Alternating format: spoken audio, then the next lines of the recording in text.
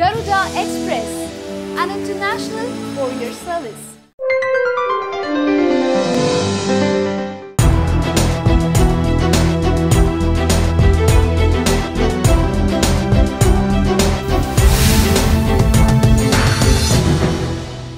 Hi, Dil Ramesh Garu. Welcome to your TV. Thank you, Andy. Hello, Naru. Fine, Andy. Chala bagunnanu. Fine. చాలా బాగున్నారా? ఎందుకంత కొంచెం few seconds కొంచెం gap తీసుకున్నారు. చాలా బాగున్నాను అంటే ఏం అడుగుతారో తెలియక. అయ్యయ్యో, ఏం అడుగుతారో తెలియక అని మీకు ఇప్పటి నుంచే లోపల టెన్షన్గా ఉందా? ఏం టెన్షన్ ఏం లేదండి. అంటే జనరల్గా ఆర్టిస్ట్గా ఇంటర్వ్యూస్ చాలా చేసాము. ఏదన్నా డిఫరెంట్గా అడుగుతారేమో, డిఫరెంట్గా అడుగుతానేమో అని అనుకుంటున్నారా? నేనైతే ఖచ్చితంగా అడుగుతాను. అది డిఫరెంట్గా అడిగానా లేదా అనేది ఇంటర్వ్యూ అంతా అయ్యాక లాస్ట్లో మీరు చెప్పాలి. Okay okay. సో మొత్తానికి 17 years అవుతుంది ఇండస్ట్రీకి వచ్చి. మీరు 17th year ఇప్పుడు రన్నింగ్ అవుతుంది. సో ఈ 17 yearsలో మొత్తం 184 సినిమాలు కంప్లీట్ చేసి 185వ సినిమా ఇప్పుడు తీస్తున్నారు. షూటింగ్ దశలో ఉంది. అది చాలా తెలుసుకున్నారండి. యా, సో షూటింగ్ దశలో ఉంది. సో మీ 17 ఏళ్ల ప్రస్థానం గురించి కొన్ని మాటల్లో మాకు చెప్పాలి.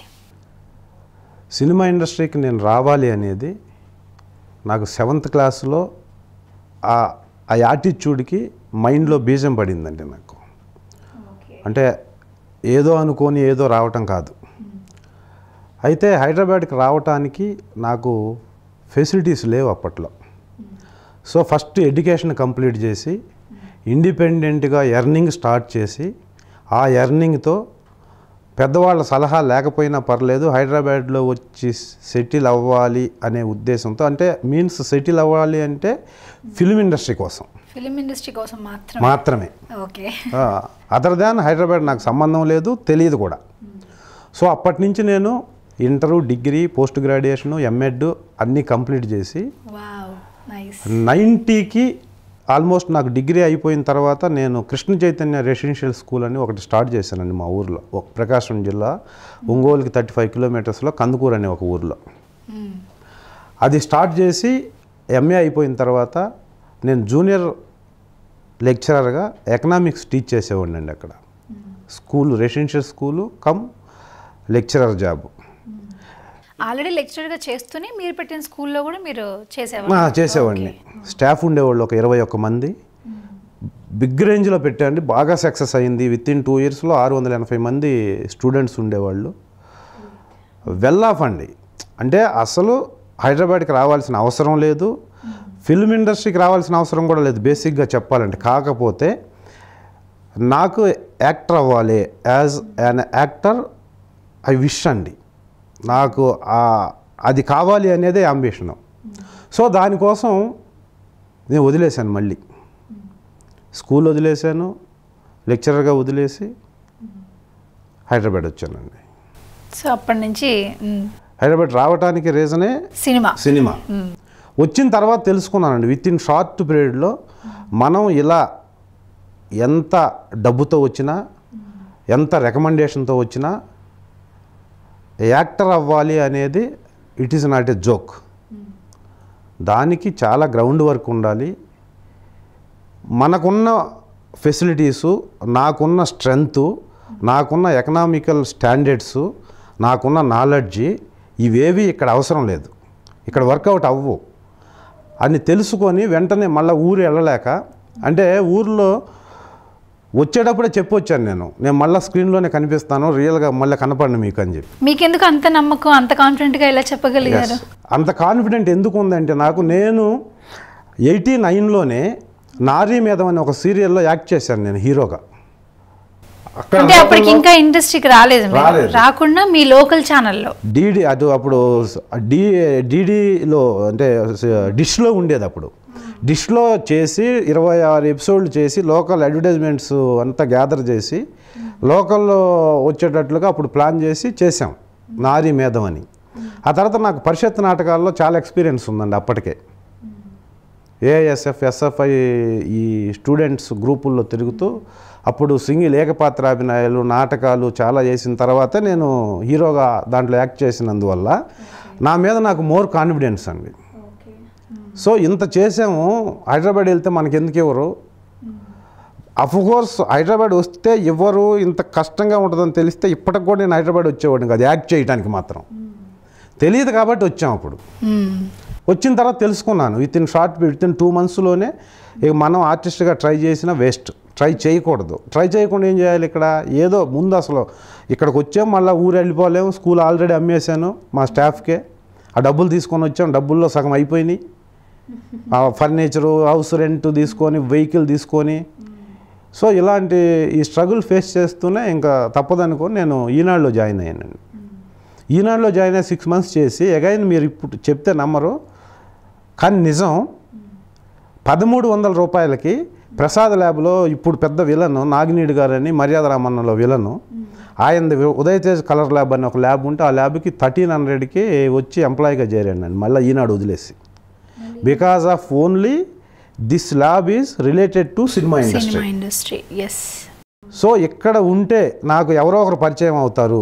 ఆ పరిచయాలు పెంచుకున్న తర్వాత నేను అనుకున్నది కొంచెం ఆ రూట్లో వెళ్తే కొంచెం ఈజీ అవుతుంది, బికమ్ యాజ్ అన్ యాక్టర్ కొంచెం ఈజీ అవుతుంది రూట్ అనే ఉద్దేశంతో అక్కడ జాయిన్ అయ్యాను. జాయిన్ అయ్యి ఆల్మోస్ట్ 3 years చేశాను. అంటే 2 times లైఫ్లో సెటిల్ అయిన తర్వాత కూడా మళ్ళీ దీని మీద ఉన్న పిచ్చి పోక, ఇష్టం పోక మళ్ళీ దీనిలోకి రావాలనుకున్నారు. ఎందుకంటే ఆల్రెడీ ఈనాడు జాబ్కి ముందే మీరు లెక్చరర్గా వెల్ సెటిల్డ్, దాని తర్వాత మళ్ళీ హైదరాబాద్కి వచ్చి యాక్ట్ చేయాలనుకున్నారు. కొన్ని మంత్స్లోనే మీరు చెప్తున్నట్టుగా 2-3 నెలల్లోనే రిలీజ్ అయ్యి వెనక్కి వెళ్ళిపోయాక మళ్ళీ ఈనాడులో మంచి సెటిల్డ్ జాబ్ దొరికింది అక్కడ కూడా. అది కూడా వదిలేసి మళ్ళీ ఇందులోకే రావాలి అని చెప్పేసి మళ్ళీ పురుగు మెదిలి మళ్ళీ ఇందులోకి వచ్చి ప్రసాద్ ల్యాబ్లో ఆ రకంగా ఇండస్ట్రీలో పరిచయాలు అవుతాయని చెప్పి మళ్ళీ వచ్చారు. వచ్చిన తర్వాత అక్కడ 3 years చేశానండి ఆ ల్యాబ్లో. ఇక్కడ ఇంకొక విషయం చెప్పాలి, నేనే కాదండి ఫిల్మ్ ఇండస్ట్రీలో ఇప్పుడు నాకు చాలామంది ఫ్రెండ్స్ ఉన్నారు. ప్రతి ఒక్కళ్ళు ఏదో ఒక సెటిల్ అయిన ప్రొఫెషన్ నుంచి వచ్చిన వాళ్ళు ఎక్కువ మంది ఉన్నారండి. వచ్చి కూడా ట్రబుల్స్ ఫేస్ చేశారు, చేస్తున్న వాళ్ళు ఉన్నారు, బై గాడ్ గ్రేస్ బాగా సక్సెస్ అయిన వాళ్ళు ఉన్నారు. ఇది ఈ ఫిల్మ్ ఇండస్ట్రీలో యాక్టర్ అవ్వటం అనేది అదృష్టం అండి. అది సపరేట్ ఎపిసోడ్. అది ఇక్కడ నేను వచ్చి 3 years అక్కడ జాబ్ చేశానండి. 3 yearsలో ఐ ఎర్నింగ్ పర్ మంత్ 25,000. అంటే 25,000 ఇచ్చాడు ఆయన నాకు ఫర్ మంత్. లాస్ట్ నేను రిజైన్ చేసేటప్పుడు 25,000 తీసుకున్నాను ఆయన దగ్గర నుంచి, బికాజ్ ఆఫ్ హార్డ్ వర్క్. అంటే హార్డ్ వర్క్ ఆయన కోసం 50% చేశాను, నా కోసం నేను 50% చేసుకున్నా. అంటే ఇండస్ట్రీలో రిలేషన్స్ ఉంటేనే మనం తొందరగా బయటికి వెళ్ళొచ్చు, బయటికి వెళ్తే తొందరగా యాక్టర్గా ప్రూవ్ అవ్వచ్చు అనే ఉద్దేశంతో ఎక్కువ వర్క్ చేశాను. దానివల్ల ల్యాబ్ డెవలప్ అయింది, నా కెరీర్కి కూడా ఉపయోగపడింది. ఆ 3 years స్పాన్లోనే ఒకరోజు వైవిఎస్ చౌదరి గారు వచ్చి నాకు సీతారామరాజులో అవకాశం ఇస్తాను నీకు, అప్పుడు చెప్పిన మాట అండి ఇప్పటికీ నేను ప్రతి ఇంటర్వ్యూలో చెప్తాను, నీ కళ్ళు యాక్ట్ చేస్తాయి ఫస్ట్, నీ కళ్ళు బాగున్నాయి కాబట్టి నేను క్యారెక్టర్ ఇస్తాను. ఒకటి నాగార్జున హరికృష్ణతో ఒక 5-6 మంది ఉంటారు, వాళ్ళలో ఒక క్యారెక్టర్ 40 days ఉంటుంది అని చెప్పాడండి ఆయన. సో అప్పుడు నేను మా సార్కి నాగినేడి గారికి ఆయనకి థ్యాంక్స్ చెప్పుకోవాలి ఈ ఇంటర్వ్యూ సందర్భంగా. నన్ను నమ్మి 3 years నేను ల్యాబ్ని అంత పెద్ద డెవలప్ చేసి ఇన్కమ్ ఆయన అనుకున్న రేంజ్ కంటే చాలా ఎక్కువ వచ్చింది. నేను సార్ ఇలా వచ్చింది నాకు అవకాశం, నేను ఇలా వెళ్తున్నాను, ఏం చేయమంటారు అంటే ఆయన సెకండ్ థాట్ లేకుండా ఒకటే చెప్పాడండి, నీకు ఓ పాప ఉంది, ఫ్యామిలీ ఉంది, నువ్వు సెటిల్ అయ్యావు, హ్యాపీగా ఉన్నావు. As an actor either lab ఒకటి చెప్పు నాకు, నేను ల్యాబ్లో జాబ్ చేస్తూ యాక్టర్గా ప్రూవ్ చేసుకుంటానంటే అవదు, లేదంటే ల్యాబ్లో మానేసి యాక్టర్గా ట్రై చేయి, నీకు ఫిల్మ్ ఇండస్ట్రీ అంటే ఏంటో తెలిసింది కాబట్టి ఇప్పుడు టేక్ యువర్ ఓన్ డెసిషన్ అని చెప్పి నాకే వదిలేస్తే నేను ఒక రోజు అంతా ఆలోచించి వెళ్ళిపోయి సార్ నేను రిజైన్ చేస్తాను సార్ అని చెప్పాను. దానికి ఆ పొజిషన్లో ఓనర్ అనేవాడు ఎవడున్నా ఎంకరేజ్ చేయడండి, డెఫినెట్గా ఎంకరేజ్ చేయడు. ఎందుకంటే 14 మంది స్టాఫ్తో నా మీద డిపెండ్ అయ్యి ఉంది ల్యాబ్, నేనే చూసుకునేవాడిని మొత్తం. గో హెడ్ అన్నాడు. అంటమే కాకుండా అప్పుడు ఒకటి మొబైల్ లింక్ అని ఒక పేజర్ ఉండేదండి, 2500 పెట్టి కొని తెచ్చి నాకు ఇచ్చి, ఇది పెట్టుకో నీకు సినిమాకు ఉపయోగపడుతుంది, నీకు సెల్ ఫోన్ లేదు, నువ్వు ఎక్కడో తిరుగుతుంటే సినిమా వాళ్ళు ఎప్పుడంటే అప్పుడు ఫోన్ చేస్తారు, కనీసం ఈ నెంబర్ ఉంటే నువ్వు కాల్ బ్యాక్ చేయొచ్చు వాళ్ళకి అని చెప్పేసి నాకు పేజర్ కొనిచ్చి నన్ను ఎంకరేజ్ చేశారండి. ఆయనకి ఈ సందర్భంగా నేను మనసా వాచ థ్యాంక్స్ చెప్పుకుంటున్నానండి. నాకు హెల్ప్ చేసిన మొట్టమొదటి వ్యక్తి ఇండస్ట్రీకి రాకముందే నువ్వు ఉండు నా దగ్గర, ఇండస్ట్రీ అంటే నీకు తెలుస్తుంది, ఇండస్ట్రీ అంటే ఎథిక్స్ ఉండవు, మోరల్ వాల్యూస్ ఉండవు, సెల్ఫ్ కాన్ఫిడెన్స్ ఉండదు, ఇవన్నీ ఏమి ఉండవు. ఇవన్నీ లేకపోతేనే ఆర్టిస్ట్గా డెవలప్ అవుతావు నువ్వు. అవన్నీ లేకపోయినా పర్లేదు, నేను ఆర్టిస్ట్గా కావాలి అంటే ఈ టైం స్పాన్లో నీకు తెలుస్తుంది. అప్పుడు నువ్వు పోవాలనుకుంటే వెళ్ళు అని చెప్పి నన్ను చేర్చుకున్నాడండి ఆయన. నేను చెప్పిన తర్వాత కూడా అలాగే నీకు ఇప్పుడు ఇండస్ట్రీ అంటే ఏంటో తెలిసింది, కానీ ఒక్కటి మాత్రం నువ్వు గుర్తుపెట్టుకో, నాగినీడి గారి ల్యాబ్లో మేనేజర్గా నువ్వు వెళ్తే నీకు వచ్చే రెస్పెక్ట్ వేరు. నేను అక్కడ మానేశాను, నేను ఆర్టిస్ట్గా ట్రై చేస్తున్నాను అని నువ్వు అదే పర్సన్ కలిస్తే నీకు వచ్చే రెస్పెక్ట్ వేరు. నువ్వు ఎక్కడైతే కూర్చొని మాట్లాడావో అక్కడే నిలబడి చేతులు కట్టుకొని మాట్లాడాల్సి ఉంటుంది. ఇది నీకు ఆల్రెడీ తెలుసు, అయినా నువ్వు వెళ్తానంటున్నావు, వెళ్ళు, కానీ మళ్ళీ ల్యాబ్కే వస్తావు నువ్వు 6 నెలల తర్వాత అని చెప్పి నాకు పేజర్ కొనిచ్చి పంపించాడండి. కానీ ఆయన అనుకున్నది అది ఒక్కటి జరగలేదు. నేను మళ్ళీ 6 నెలల తర్వాత వెళ్ళలేదు. 6 నెలల తర్వాత మరి ఏం చెప్పడం కోసం వెళ్ళి ఉంటారు? అంటే నేను ఆయన దగ్గరికి వెళ్ళేవాడిని అండి. ఆయన దగ్గరికి వెళ్ళి నెలకు ఒకసారన్నా పలాని వ్యక్తి సినిమా చేస్తున్నాడు మీకు తెలుసు కాబట్టి నన్ను రికమెండ్ చేయండి ఆయన దగ్గరికి అని చెప్పేవాడు. ఇదేం కర్మ నాకు, నా దగ్గర మానేసినానికే నాకు ట్రబుల్ ఎక్కువైంది నీ వల్ల అనేవాడు. అయితే ఒక 4-5 మంత్స్ సిన్సియర్గా ట్రై చేశాను ఆయనతో చెప్పించుకుందామని. తర్వాత నాకు ఇంకా అవసరం రాలేదండి.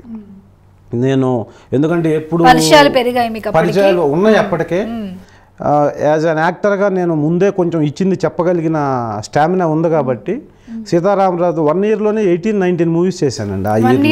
ఆ ఇయర్లోనే 18-19 మూవీస్. అసలు ఇక రెగ్యులర్గా షూటింగ్లో ఉండేది. డబ్బులు తీసుకునేవాడిని కాదు, మొహమాటంతో డబ్బులు అడిగేవాడిని కూడా కాదు. డబ్బులు అడగను కాబట్టి క్యారెక్టర్లు ఇచ్చేవాళ్ళు. సో అలా ఇక అనవసరంగా జాబ్ మానేశాను, అనవసరంగా హైదరాబాద్ వచ్చానైతే ఎప్పుడు అనుకోలేదండి.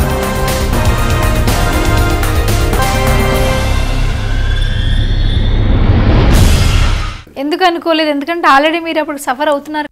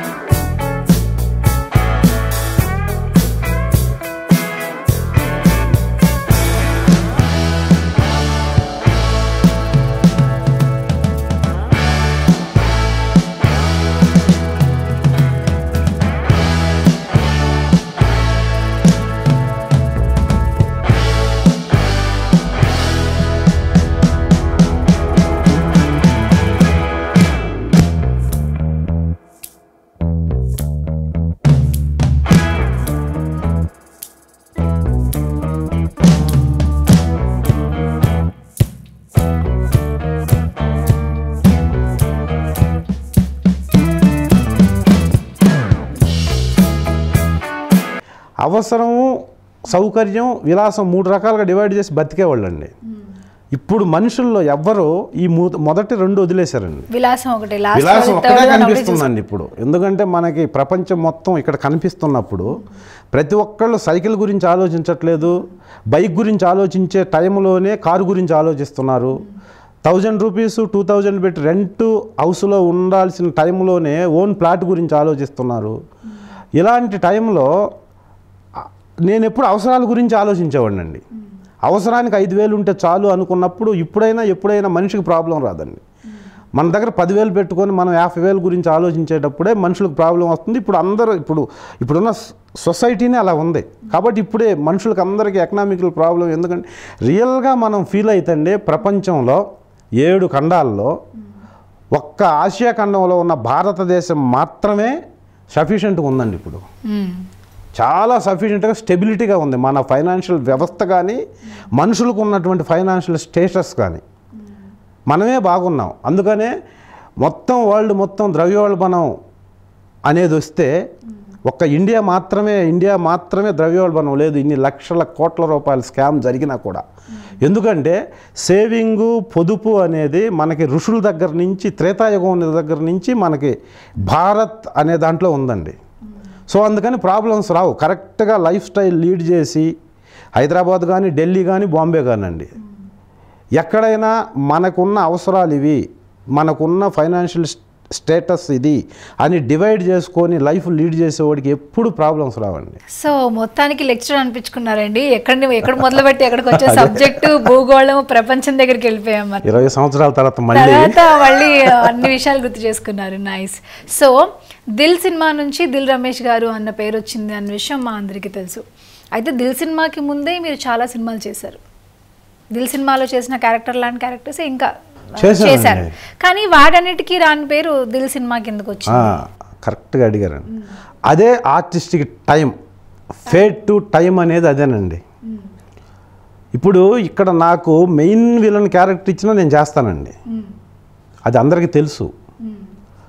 కానీ అది రావటానికి 20 ఇయర్స్ పడుతుందో, 25 ఇయర్స్ పడుతుందో, 30 ఇయర్స్ పడుతుందో, అతని లైఫ్ స్పాన్లో నేను ఆర్టిస్ట్గా చేయగలనో లేదో, అది ఎందుకు ఇలా జరుగుద్ది అనేది క్వశ్చన్ మార్క్ అండి ఇండస్ట్రీలో. ప్రతి ఉన్న ఆర్టిస్ట్ అందరికీ కూడా, ఎంతమంది ఆర్టిస్టులు ఉన్నారో వాళ్ళందరికీ కూడా ఇప్పుడు మీరు చెప్పింది క్వశ్చన్ మార్క్. ఇప్పటికీ క్వశ్చన్ మార్క్. ఇప్పుడు నాకు దిల్ అనే సినిమా ఎందుకు వచ్చిందో, దిల్ తర్వాత యజ్ఞం అనేది ఎందుకు చేశాను, యజ్ఞంలో అంత పెద్ద క్యారెక్టర్ ఎందుకు ఇచ్చారు, మరి దిల్కు ముందు కూడా దిల్ రమేష్కి ఇస్తే చేస్తాడు.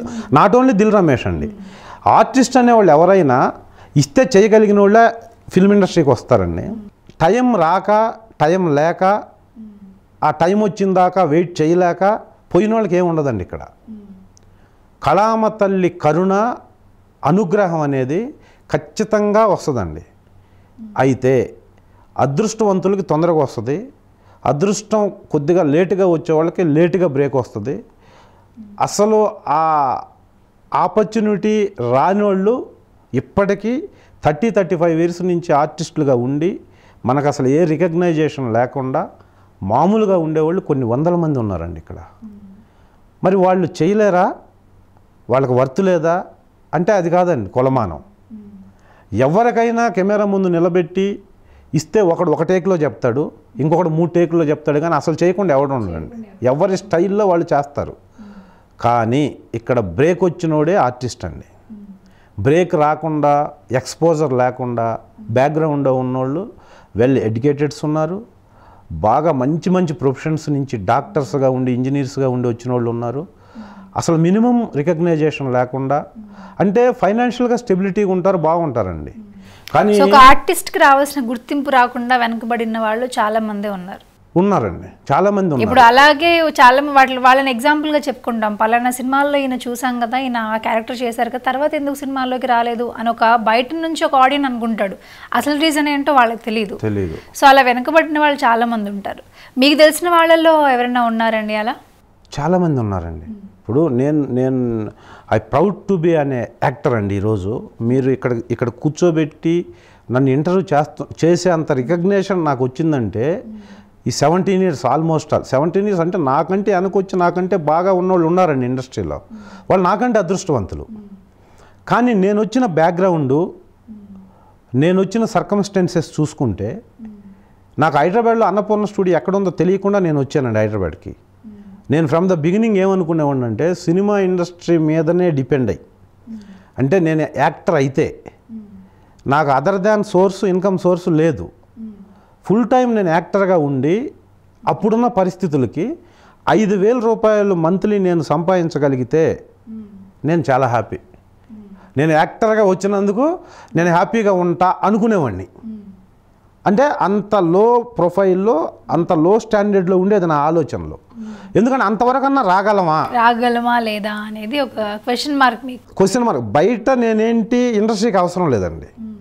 బయట ఇప్పుడు కూడా నా క్వాలిఫికేషన్ ఏంటి, నేను వ్యక్తిగా ఎలాంటి వాడిని, నా అలవాట్లు ఏంటి, నేను ఎలా వస్తున్నాను ఇండస్ట్రీకి, నేను ఫైనాన్షియల్గా సెటిల్ అయ్యానా లేదా, ఇవన్నీ ఎవ్వరికి అవసరం లేదండి. ఇక్కడ ఇండస్ట్రీలో వీడికి క్యారెక్టర్ ఇచ్చాము, వీడు మనం ఇస్తామన్న డబ్బులు తీసుకొని క్యారెక్టర్ టైంకి వచ్చి చేస్తున్నాడా, సింగిల్ టేక్ డబల్ టేక్లో చేస్తున్నాడా లేదా, అంతే. నైట్ ఏదన్నా అసాంఘిక కార్యక్రమాల్లో ఉండి 7 గంటలకు రమ్ముంటే 9 గంటలకు 10 గంటలకు వస్తున్నాడా, క్యారెక్టర్ లేదనే బ్రాండ్ పడిపోద్దండి. 10 టేకులు 9 టేకులు తీసుకొని డైలాగ్ చెప్పట్లేమా, వర్త్ లేదు, వీడికి యాక్టింగ్ రాదని బ్రాండ్ వేసేస్తారండి. అలా అనుక్షణం చాలా జాగ్రత్తగా ఉండాలండి. బ్రేక్ వచ్చిన తర్వాత అయినా బ్రేక్ రాకముందైనా అంత జాగ్రత్తగా ఉంటేనే కెరీర్ లాంగ్ స్పాన్లో ఉంటుంది ఇక్కడ. అది ఎవరైనా అండి. అలా లేకుండా వాళ్ళు ఎప్పుడు పిలుస్తారో, ఏ క్షణం పిలుస్తారో, ఏ సినిమా వాళ్ళు ఏ క్యారెక్టర్ కోసం పిలుస్తారో తెలియదు. అంటే 24 hours కూడా మనం వాళ్ళకి అవైలబుల్గా ఉన్నట్టుగానే కనిపించాలి, ఉండాలి కూడా. చేస్తున్న ఉద్యోగం కూడా మీరు ఎందుకు వదిలేశారు అంటే అందుకే. ఇప్పుడు అక్కడ ఉద్యోగం చేస్తే ఇక్కడ మీరు ఆర్టిస్ట్గా ఇచ్చేయలేరు కదా, ఇంపాసిబుల్. అది హైలీ ఇంపాసిబుల్. ఖచ్చితంగా మీరు ఖాళీగా ఉండాలి. చెప్పాలంటే ఖాళీగా ఉండాలి, ఇంట్లోనే ఉండాలి, ఖాళీగా ఉండాలి. ఏ క్షణం ఎక్కడి నుంచి కాల్ వస్తుందో ఎవరు చేస్తారో తెలియదు కాబట్టి 24 hours వాళ్ళకి అవైలబుల్గా ఉండాలి.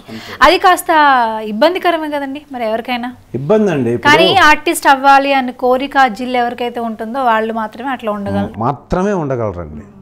ఇప్పుడు షూటింగ్ చూడటానికి కూడా మీరు వస్తే గంట కంటే ఎక్కువసేపు ఉండలేరండి షూటింగ్లో. కానీ 24 hours షూటింగ్ జరిగితే 24 hours షాట్ లేకపోయినా ఆనందంగా హ్యాపీగా ఉండగలిగినోడే ఆర్టిస్ట్ అండి. వాడికి అంత ఉంటుంది. ఆ షూటింగ్ చూస్తున్నా చాలా అక్కడ ఉంటే మనం ఉన్నాం, ఆ ప్రెమిసెస్లో ఉన్నాం, మనమే తీసారా లేదా పక్కన పెట్టండి అని వాడు అనుక్షణం హ్యాపీగా ఉండగలిగినంత ఇంట్రెస్ట్ మనసులో పెట్టుకొని మనసులో ఉన్నదే మైండ్లో కూడా ఉండి అది ఎంజాయ్ చేయగలిగినోడే యాక్టర్గా ఉండగలరండి. వాడికైనా బ్రేక్ వస్తారా అదో తెలియదు, అది లేకపోతే అసలు ఉండలేరండి అక్కడ. ప్లస్ అక్కడ ఉండటం వేరండి. ఇప్పుడు మీరు చెప్పినట్టు ఎప్పుడో కాల్ వస్తుందని అదేదో ఇంటర్వ్యూలో సురేష్ అనుకుంటా, సీనియర్ సురేష్, ఆయన చెప్తుంటే నేను విన్నాను. ఫోన్ ఎదురుగా పెట్టుకొని ఏ క్షణమైనా ఫోన్ వస్తుందేమోనని రోజులు నెలలు ఎదురు చూసేవాడు అంటే ఇంట్లో. 3 నెలలు 4 నెలలు అసలు సినిమా ఇండస్ట్రీ నుంచి కాలే వచ్చేది కదంట. అది ప్రెస్టేషన్ ఆర్టిస్ట్కి. కోట్ల రూపాయలు ఉన్న ఆర్టిస్ట్కి కూడా పని లేకపోతే ప్రెస్టేషన్ అండి. అంటే ఎవరు పిలవకపోతే ప్రెస్టేషన్, భయం. అంటే ఇప్పుడు నాకు కూడా ఇప్పుడు యాజ్ ఆన్ టుడే నేనున్న పొజిషన్లో నాకు 2 months షూటింగ్ లేకపోయినా 2 months ఏదైనా ప్రొడక్షన్ హౌస్ నుంచి కాల్ రాకపోతే నా మీద నాకు డౌట్ వస్తుంది. అంటే నేనేం తప్పు చేశానా, గుర్తున్నానా లేదా, అసలు మర్చిపోయారా, ఏంటిది 2 months నాకు షూటింగ్ లేకపోవడం ఏంటి, ఎవరు ఫోన్ చేయకపోవడం ఏంటి, అయ్యో కష్టం, ఇలా అయితే మళ్ళీ ఆఫీసులు ఎక్కడ ఉన్నాయి, ఎవరిని కలవాలి అనే భయం ఉంటుందండి. ఉండాలి కూడా. అది లేకపోతే నెగ్లిజెన్సీ వచ్చేస్తుంది.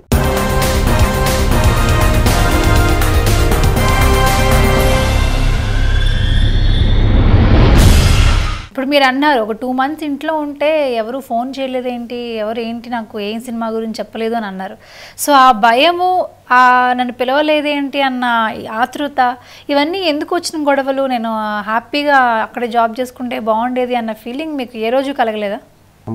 బాగా అడిగారు మీరు. ఇప్పుడు అంటే అదొక రకమైన బాధే కదండి. 2 నెలలు ఇంట్లో కూర్చొని నన్ను పిలవట్లేదు అంటే మర్చిపోయారేమో నన్ను అనుకొని మీరు ఫీల్ అయిపోయి, లేదా అదే నిజం అనుకోండి ఫర్ ఎగ్జాంపుల్, అప్పుడు మీకు ఆ బాధ కలుగుతుంది కదా. బాధ కలగకూడదండి. బాధ కలిగితే ఇక్కడ ఉన్నాం. అసలు నేను కాదు, ఎవడు ఉండలేడు ఇక్కడ. ఇప్పుడు ప్రపంచంలో 2వ దేశం భారతదేశం అండి. జనాభాలో 125 కోట్ల మంది జనాభా ఉన్నారు మన దేశంలో. 6,41,000 గ్రామాలు ఉన్నాయి. 6,500 భాషలు ఉన్నాయి. 5,100 పట్టణాలు ఉన్నాయి. 380 కార్పొరేట్ నగరాలు ఉన్నాయి. 29 రాష్ట్రాలు ఉన్నాయి. 7 కేంద్రపాలిత ప్రాంతాలు ఉన్నాయి. మొత్తం కలిపితే జనాభా 125 కోట్లు అండి. ఈ 29 రాష్ట్రాల్లో సినిమా ఇండస్ట్రీస్ ఎన్ని ఉన్నాయి? టాలీవుడ్, హాలీవుడ్, బాలీవుడ్, కర్ణాటక, తమిళనాడు, ఒక 7-8 ఫిల్మ్ ఇండస్ట్రీస్ ఉన్నాయండి. దాంట్లో 2వ పెద్ద ఇండస్ట్రీ తెలుగు ఇండస్ట్రీ అండి. బాలీవుడ్ తర్వాత తమిళనాడు కంటే ఇప్పుడు తెలుగే ఉంది ఎక్కువ. ఎన్ని కంట్రీస్లో సినిమాస్ రిలీజ్ అవుతున్న తెలుగు సినిమే. దీంట్లో ఆర్టిస్టులు ఎంతమంది ఉంటారండి? ఆ ఆర్టిస్టుల్లో దిల్ రమేష్ అనేవాడు ఒకడేనండి. నేను ఎడ్యుకేషన్ ఫీల్డ్లో ఉండి ఈ రోజుకి ఒక 100 crores ఎర్న్ చేసి ఉంటే, నా ఇన్స్టిట్యూషన్స్ అన్నీ పెరిగాయి. ఇప్పుడు నా దగ్గర ఆ స్కూల్ తీసుకున్న వాళ్ళు చాలా బాగున్నారండి. But out of Kandukur, out of Prakasam జిల్లా నేనేంటి? Nothing but only one man, అంతే. ఎవడో ఒక వ్యక్తి. కానీ ఈరోజు నేను ఇక్కడ ఏ సెంటర్కి వెళ్ళి నిలబడినా యాజ్ అన్ యాక్టర్గా, సార్ మీరు ఇక్కడికి ఎందుకు వచ్చారు? రైల్వే స్టేషన్కి వెళ్ళినా, ఎయిర్పోర్ట్కి వెళ్ళినా, బస్ స్టాండ్కి వెళ్ళినా, అది ఆ రికగ్నైజేషనే కోరుకుంటాడండి ఆర్టిస్టు. ప్లస్ మనల్ని చూసి మనం చెప్పే డైలాగ్ కొట్టే చప్పట్లండి. ఎప్పుడో ఒక కవి రాసింది గుర్తొస్తుందండి ఇప్పుడు. అవిగో చప్పట్లు, అవే గదరా ఆకలిగొన్న కళాకారుడికి పంచభక్ష పరవాణాలు. అది కోట్ల రూపాయలు పెట్టి నీకు ఏది పెట్టినా నలుగురు వచ్చి నువ్వు చెప్పే డైలాగ్కి చప్పట్లు కొడితే వీడికి ఇదే గుర్తుంటుందండి. అలా అంత ఇంట్రెస్టు, అంత ఆ ప్రొఫెషన్ మీద అంత ప్రేమించి, ఆ ప్రేమ ఉన్నవాడు మాత్రమే 2 నెలలు కాదండి, సంవత్సరం అయినా ఉంటాడు ఇంట్లో. కాకపోతే బాధపడితే ఉపయోగం లేదండి. నీకు ఎందుకు రాలేదు? మనల్ని మనం అప్డేట్ చేసుకోవాలండి. ఫస్ట్ 2 months నాకు ఫోన్ కాల్స్ రాలేదు అంటే నేను మధ్యలో మంచి సినిమాలు చేసి ఉండకుండా పోయి ఉండాలి, లేదంటే నా యాటిట్యూడ్లో ఏదన్నా తప్పు ఉండాలి, లేదంటే యాజ్ అన్ టైం బీయింగ్. ఒక్కొక్కసారి పెద్ద ఆర్టిస్టులకి 6 నెలలు 7 నెలలు షూటింగ్ ఉండదండి. సినిమా ఇండస్ట్రీకి శాపం అది. ఈరోజు 24 hours-కి 24 hours 3 shifts పనిచేసిన యాక్టర్ అయినా ఒకనాటికి ప్రొఫెషన్ లూజ్ అవ్వాల్సిందే, ఖాళీగా ఉండాల్సిందే.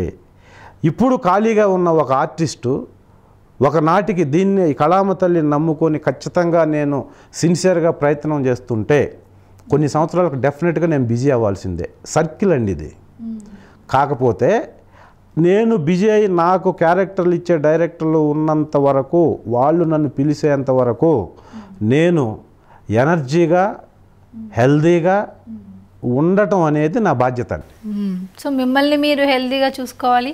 సో అదే ఆ ఫిట్నెస్ మెయింటైన్ చేయాలి, అవన్నీ మెయింటైన్ చేస్తూ ఉండాలి. ఖచ్చితంగా ఉండాలండి. ఖచ్చితంగా. ఇక్కడ ఇంకొకటి నేను ఇప్పుడు చెప్తాను, మీరు అడగబోయేది కూడా నేనే చెప్తాను. ఇప్పుడు మీరు ఇన్ని సంవత్సరాల నుంచి ఉన్నారు కదండి, మీరు పెద్ద ఒక మెయిన్ విలను, ఒక మెయిన్ క్యారెక్టర్లో మేము చూడాలి మీరు చెప్పేదాన్ని బట్టి. మరి ఇంతవరకు మీరు అది చేసినట్లేదు అని ఇప్పుడు అడగకపోయినా ఎప్పుడోసారి అడుగుతారు ఇంటర్వ్యూలో మీరు. నిజమే. ఎందుకంటే ఒక పెద్ద సినిమా ఉంది, ఆ సినిమాలో ఒక పెద్ద విలన్ ఉన్నాడు అనగానే ఆ పక్కన లెఫ్టో రైటో ఏదో ఒక హ్యాండ్లో మీరు ఉంటారు. లెఫ్ట్ హ్యాండ్ గానో రైట్ హ్యాండ్ గానో పక్కన అయితే మీరు ఉంటారు. అంటే ఈ 17 years కెరియర్లో లెఫ్ట్ హ్యాండ్లోనో రైట్ హ్యాండ్లో మాత్రమే పని చేయగలిగారు. మెయిన్ విలన్గా ఎందుకు రాలేకపోయారు? మీరు ఇందాక చెప్పారు టైం అని చెప్పేసి. మరి ఆ టైం మీకు రాకపోవడానికి కారణాలు ఏంటి? టైం రాకపోవటానికి చాలా కారణాలు ఉంటాయండి ఇండస్ట్రీలో. ఇప్పుడు నేను అంటే మెయిన్ విలను చెయ్యాలి అంటే ఇప్పుడున్న డైరెక్టర్సు ఆ వ్యక్తికి కొన్ని క్వాలిటీస్ ఎక్స్పెక్ట్ చేస్తారండి. అంటే మనకు తెలుసు ఇప్పుడు సినిమాలో మెయిన్ విలన్ అంటే 6 feet పైన ఉండాలి. అంటే ఇది వరకు విలన్ అనగానే గడ్డాలు మీసాలు పెంచేసుకొని ఇక్కడ బుగ్గన ఒక చుక్క పెట్టేసుకొని లుంగి కట్టుకొని అని ఏదో కిళ్ళి నవ్వులుకుంటూ ఆ టైప్లో ఉండేవాళ్ళు. ఇప్పుడు విలన్స్ అలా ఉండట్లేదు కదా. షూ వేసుకుంటున్నారు, టక్ చేసుకుంటున్నారు, బ్లేజర్ వేసుకుంటున్నారు, హీరో కన్నా పాష్గా ఉంటున్నారు. వాళ్ళు హీరో వస్తుంటే అఫ్కోర్స్ పాత సినిమాల్లో కూడా విలన్కి కూడా బ్యాక్గ్రౌండ్ మ్యూజిక్లు ఉండేవి. అవి కాస్త ఇప్పుడు ఇంకొంచెం పాలిష్గా తయారయ్యి పాష్గా తయారయ్యి సో ఆ టైప్లో వస్తాయి. సో హీరోకి ఎంత వాల్యూ అయితే ఉంటుందో విలన్కి కూడా అంతే బ్యాలెన్స్డ్గా ఉంటున్నాయి ఇప్పుడు వచ్చే సినిమాలు అన్నీ కూడా. సో కొన్ని సినిమాల్లో హీరో కన్నా విలనే బాగా చేశాడు అనే టాక్ ఉన్న సినిమాలు కూడా మన ఇండస్ట్రీలో ఉన్నాయి. సో మరి మీకు విలన్గా పెద్ద విలన్గా అవకాశాలు రాకపోవడానికి కారణం? రాకపోవటానికండి టైం ఒకటి చెప్పుకోవాలి ప్రధానంగా. ఇంకొకటండి ఇక్కడ ఆత్మాభిమానంతో ఉండాలండి మనం. ఒకటి ఆత్మస్థైర్యంతో ఉండాలండి. ఆ సెల్ఫ్ రెస్పెక్ట్ అనేది ఎప్పుడు లూజ్ అవ్వకూడదండి. ఇవి 3 కన్నా కరెక్ట్గా ఉంటే మనం ఆర్టిస్ట్గా ప్రూవ్ అవ్వడానికి చాలా టైం పడుతుందండి. అంటే మూడిట్లో ఏది మిస్ చేసుకుంటే ఆర్టిస్ట్గా ఎదిగే లక్షణాలు ఎక్కువ ఉంటాయంటారు? అంటే ఇప్పుడు సెల్ఫ్ రెస్పెక్ట్ అండి. నన్ను నేను గౌరవించుకుంటాను ఫస్ట్. నన్ను నేను గౌరవించుకునేటప్పుడు నేను కొన్ని పనులు చేయలేనండి. ఆత్మాభిమానాన్ని చంపుకోలేం. అది ప్రతి మనిషికి ఉంటుంది. కాకపోతే ఇక్కడికి వచ్చిన తర్వాత ఏమవుద్దంటండి, ఆర్టిస్ట్గా మాత్రమే డెవలప్ అవ్వాలి, ఇంకా ఏది లేకపోయినా పర్లేదు అనుకోని ఆర్టిస్ట్గా మాత్రమే డెవలప్ అవ్వాలనుకుంటే రాత్రింబగలు కష్టపడే వాళ్ళు ఒకళ్ళు ఉంటారు. లేకపోతే ర్యాపో పెంచుకొని ఎక్కువ వాళ్ళతో ట్రావెల్ చేసి ఎక్కువ టైం అక్కడే స్పెండ్ చేసి ఏదో చేస్తే అలా కొంతమందికి బ్రేక్ వస్తుందండి. కానీ మన అలవాట్లను చంపుకోకుండా మనం జస్ట్ లైక్ ఏ జాబ్, ఆర్టిస్ట్ అనేది జస్ట్ లైక్ ఏ జాబ్. నేను ఎదగాలి అంటే నేను ఎదగాలి, ఆర్టిస్ట్ పరంగా అందరూ గుర్తించాలి, అవన్నీ ఉండాలి. కాకపోతే నేను మాత్రం నా అలవాట్లను మార్చుకోను, నా రెస్పెక్ట్ నాకు ఉండాలి, నా వ్యక్తిత్వం నాకు ఉండాలి, నా యాటిట్యూడ్ నేను బిహేవ్ చేయాలి, నా ఇదిలో నేను ఉండాలి, నా పరిధిలో నేను ఉండాలి, ఆ పరిధి దాటి వెళ్ళకూడదు. కానీ నేను ఆర్టిస్ట్ అవ్వాలి అనుకున్నవాడు ఆర్టిస్ట్ అవుతాడా? చాలా టిపికల్గా అడిగారండి మీరు. డెఫినెట్గా అవుతాడండి, అవుతాడు. కానీ చాలా కష్టం అండి, చాలా కష్టం. అంటే నాకు తెలిసిన ఈ 17 సంవత్సరాల ఎక్స్పీరియన్స్లో నేనుగానే ఉంటాను, నేను మారను, నా అలవాట్లు ఇలాగే ఉంటాయి, నా క్యారెక్టర్ ఇవ్వండి అంటే ఎందుకు ఇవ్వాలండి నీ క్యారెక్టర్? అంతే కదా. ఇప్పుడు నేను చెబితే వినేవాడు, నేను ఎలా చెబితే అలా వినేవాళ్ళు నాకు చుట్టూ నలుగురు ఉన్నప్పుడు నిన్ను ఎందుకు తీసుకోవాలి అసలు? నీ వల్ల నాకు ఏంటి ఉపయోగం? నువ్వు బాగా చేస్తావు, నీతో బాగా చేసేవాళ్ళు ఇక్కడ ఉన్నారు, నీలాగా చేయకపోతే వాళ్ళలాగా చేస్తారు, నేను చేయించుకుంటాను. అలా ఉన్నప్పుడు నీకు మాత్రం ఎందుకు ఇవ్వాలి? నాకెందుకు ఇవ్వాలండి? ఇప్పుడు నేను కూడా క్వశ్చన్ వేసుకుంటా, ఒక డైరెక్టర్ సినిమా చేస్తున్నాడంటే నాకెందుకు ఇవ్వాలి అతని క్యారెక్టరు? నా వల్ల ఏంటి? ఒకటి, నా వల్ల ఏంటి అంటే నేను ధైర్యంగా చెప్తాను, నా వల్ల ఏంటి అంటే నేను డబ్బులు ఇచ్చింది తీసుకుంటా. డిమాండ్ అనేది ఇంత ఉంది, నా రేంజ్ ఇంత ఉంది, మీకు తెలుసు కదా, మీరు ఏదర్ సాటిస్ఫైడ్, ఎంత ఇస్తారో చెప్పండి అంటాను. చాయిస్ వాళ్ళకి వదిలేస్తా. నన్ను 7 గంటలకు రమ్ముంటే 6:30కి లొకేషన్లో ఉంటా. డే అండ్ నైట్ షూటింగ్ చేస్తుంటే నైట్ ఎందుకు చేస్తున్నారని అడగను. ఇచ్చింది ఒక టేకు, ఎయిదర్ కాకపోతే ఇంకొక టేకులో కంప్లీట్ చేసేస్తా. ఈ క్వాలిటీస్తోనే నాకు ఇవ్వాలండి క్యారెక్టరు. మరి ఎంతవరకు ఈ క్వాలిటీస్ని చూసి డైరెక్టర్లు మిమ్మల్ని పిలిచి క్యారెక్టర్లు ఇచ్చారు? మరి ఇంత హంబుల్ నేచర్తో మీరు ఉన్నారు, సో వాళ్ళు ఎప్పుడు చెప్తే అప్పుడు వస్తున్నారు. ఎన్ని గంటలకు షూటింగ్ ఉంటే అన్ని గంటలకి 24 అవర్స్ కూడా షూటింగ్ చేయాల్సి వస్తే చేయాలి. రూల్ ప్రకారం మరి 24 అవర్స్ చేయకూడదు కదా, అయినా సరే చేస్తున్నారు. మరి ఇంత హంబుల్ నేచర్తో మీరు ఉన్నప్పుడు మీ దగ్గరికి అవకాశాలు ఎంతవరకు వెతుక్కుంటూ వచ్చాయి? అంటే 24 అవర్స్ చేయొచ్చండి, కానీ ఆ టెక్నీషియన్స్కి యాజ్ ఆర్టిస్టులు కాకుండా టెక్నీషియన్స్కి అందరికీ 3 బేటాలు అని ఉంటాయండి. క్లాస్ చేస్తే వాళ్ళకి ఇస్తారు, ఆర్టిస్టులకి ఇవ్వరండి. ఆర్టిస్టులు మన డిమాండ్ ఉంటే నేను చేయనని చెప్పి వెళ్ళిపోవటమే. డిమాండ్ లేనివాడు చేస్తానండి అని అంటాం. డిమాండ్ ఉన్నా లేకపోయినా కోఆపరేటివ్ తత్వం, కోఆపరేటివ్ మైండ్ సెట్ ఉన్నవాళ్ళు కోఆపరేట్ చేస్తారండి. కానీ ఇక్కడ మీరు అడిగింది ఏంటంటే మంచోళ్ళకి క్యారెక్టర్లు ఇవ్వాలి, మంచోళ్ళని ఎంకరేజ్ చేయాలనే మంచోళ్ళు చాలామంది ఉన్నారండి ఇండస్ట్రీలో. డైరెక్టర్స్ కానీ, మేనేజర్స్ కానీ, ప్రొడ్యూసర్స్ కానీ, డైరెక్షన్ డిపార్ట్మెంట్లో స్టాఫ్ కానీ చాలామంది ఉన్నారు. కాబట్టే నేను ఫ్రమ్ ద బిగినింగ్ ఎలా వచ్చానో ఇప్పటికి అలాగే ఉన్నానండి. నా అలవాట్లు ఏం మార్చుకోలేదండి. నేను సినిమా ఇండస్ట్రీ కోసం నేను కరెక్ట్గానే ఉన్నాను అని మీరు అనుకుంటున్నారు? 110% నేను ఎలా ఉండాలనుకోని ఇండస్ట్రీకి వచ్చానో అలాగే ఉన్నానండి. అలాగే ఉన్నాను అని చెప్పి నన్ను ఎవరు సైడ్ చేయలేదండి. వాళ్ళు అది అర్థం చేసుకుని దానికి రెస్పెక్ట్ ఇచ్చి నచ్చిన వాళ్ళు మిమ్మల్ని పిలిచారు, అవకాశాలు ఇచ్చారు. అందరూ పిలిచారండి. పెద్ద డైరెక్టర్లు అనుకున్న ప్రతి డైరెక్టర్ దగ్గర నేను పనిచేశానండి. ఎవరో ఒకళ్ళిద్దరు పెద్ద డైరెక్టర్లు తప్ప, ఒక్క చిరంజీవి గారు తప్ప అందరు హీరోలతో నేను పనిచేశాను. అంటే బికాజ్ ఎథిక్స్, మోరల్ వాల్యూస్ కరెక్ట్గా ఉన్నోళ్ళు సినిమాలో చాలా కష్టమైన రారు అంటే నేను రాకూడదండి. కానీ నేను ఈ 17 years ట్రావెలింగ్లో 184 మూవీస్ చేశానండి. కాబట్టి డెఫినెట్గా సిన్సియర్గా ఉన్నోళ్ళకి, సిన్సియర్గా ఉండేవాళ్ళు డెఫినెట్గా హెల్ప్ చేస్తారండి. చాలామంది ఉన్నారు ఇండస్ట్రీ అనగానే అదేదో అలవాట్లు, అవేవో అన్ని ఫాల్స్, ఇవి ఉంటాయి, ఆ రిలేషన్స్ ఉంటాయి, ఈ రిలేషన్స్ ఉంటాయి. నిజమేనా అండి? అది చాలా ఫాల్స్ అండి, అదంతా చాలా ఫాల్స్. ఇది చూసే ఆడియన్స్కి దేశ విదేశాల్లో ఈ వెబ్ ద్వారా, ఈ యూట్యూబ్ ద్వారా చూసే ఆడియన్స్కి మై హంబుల్ రిక్వెస్ట్ అండి, మీరు వినేది, మీరు అనుకునేది ఇదంతా 10% కూడా కరెక్ట్ కాదండి. ఈవెన్ 10% కూడా కరెక్ట్ కాదు.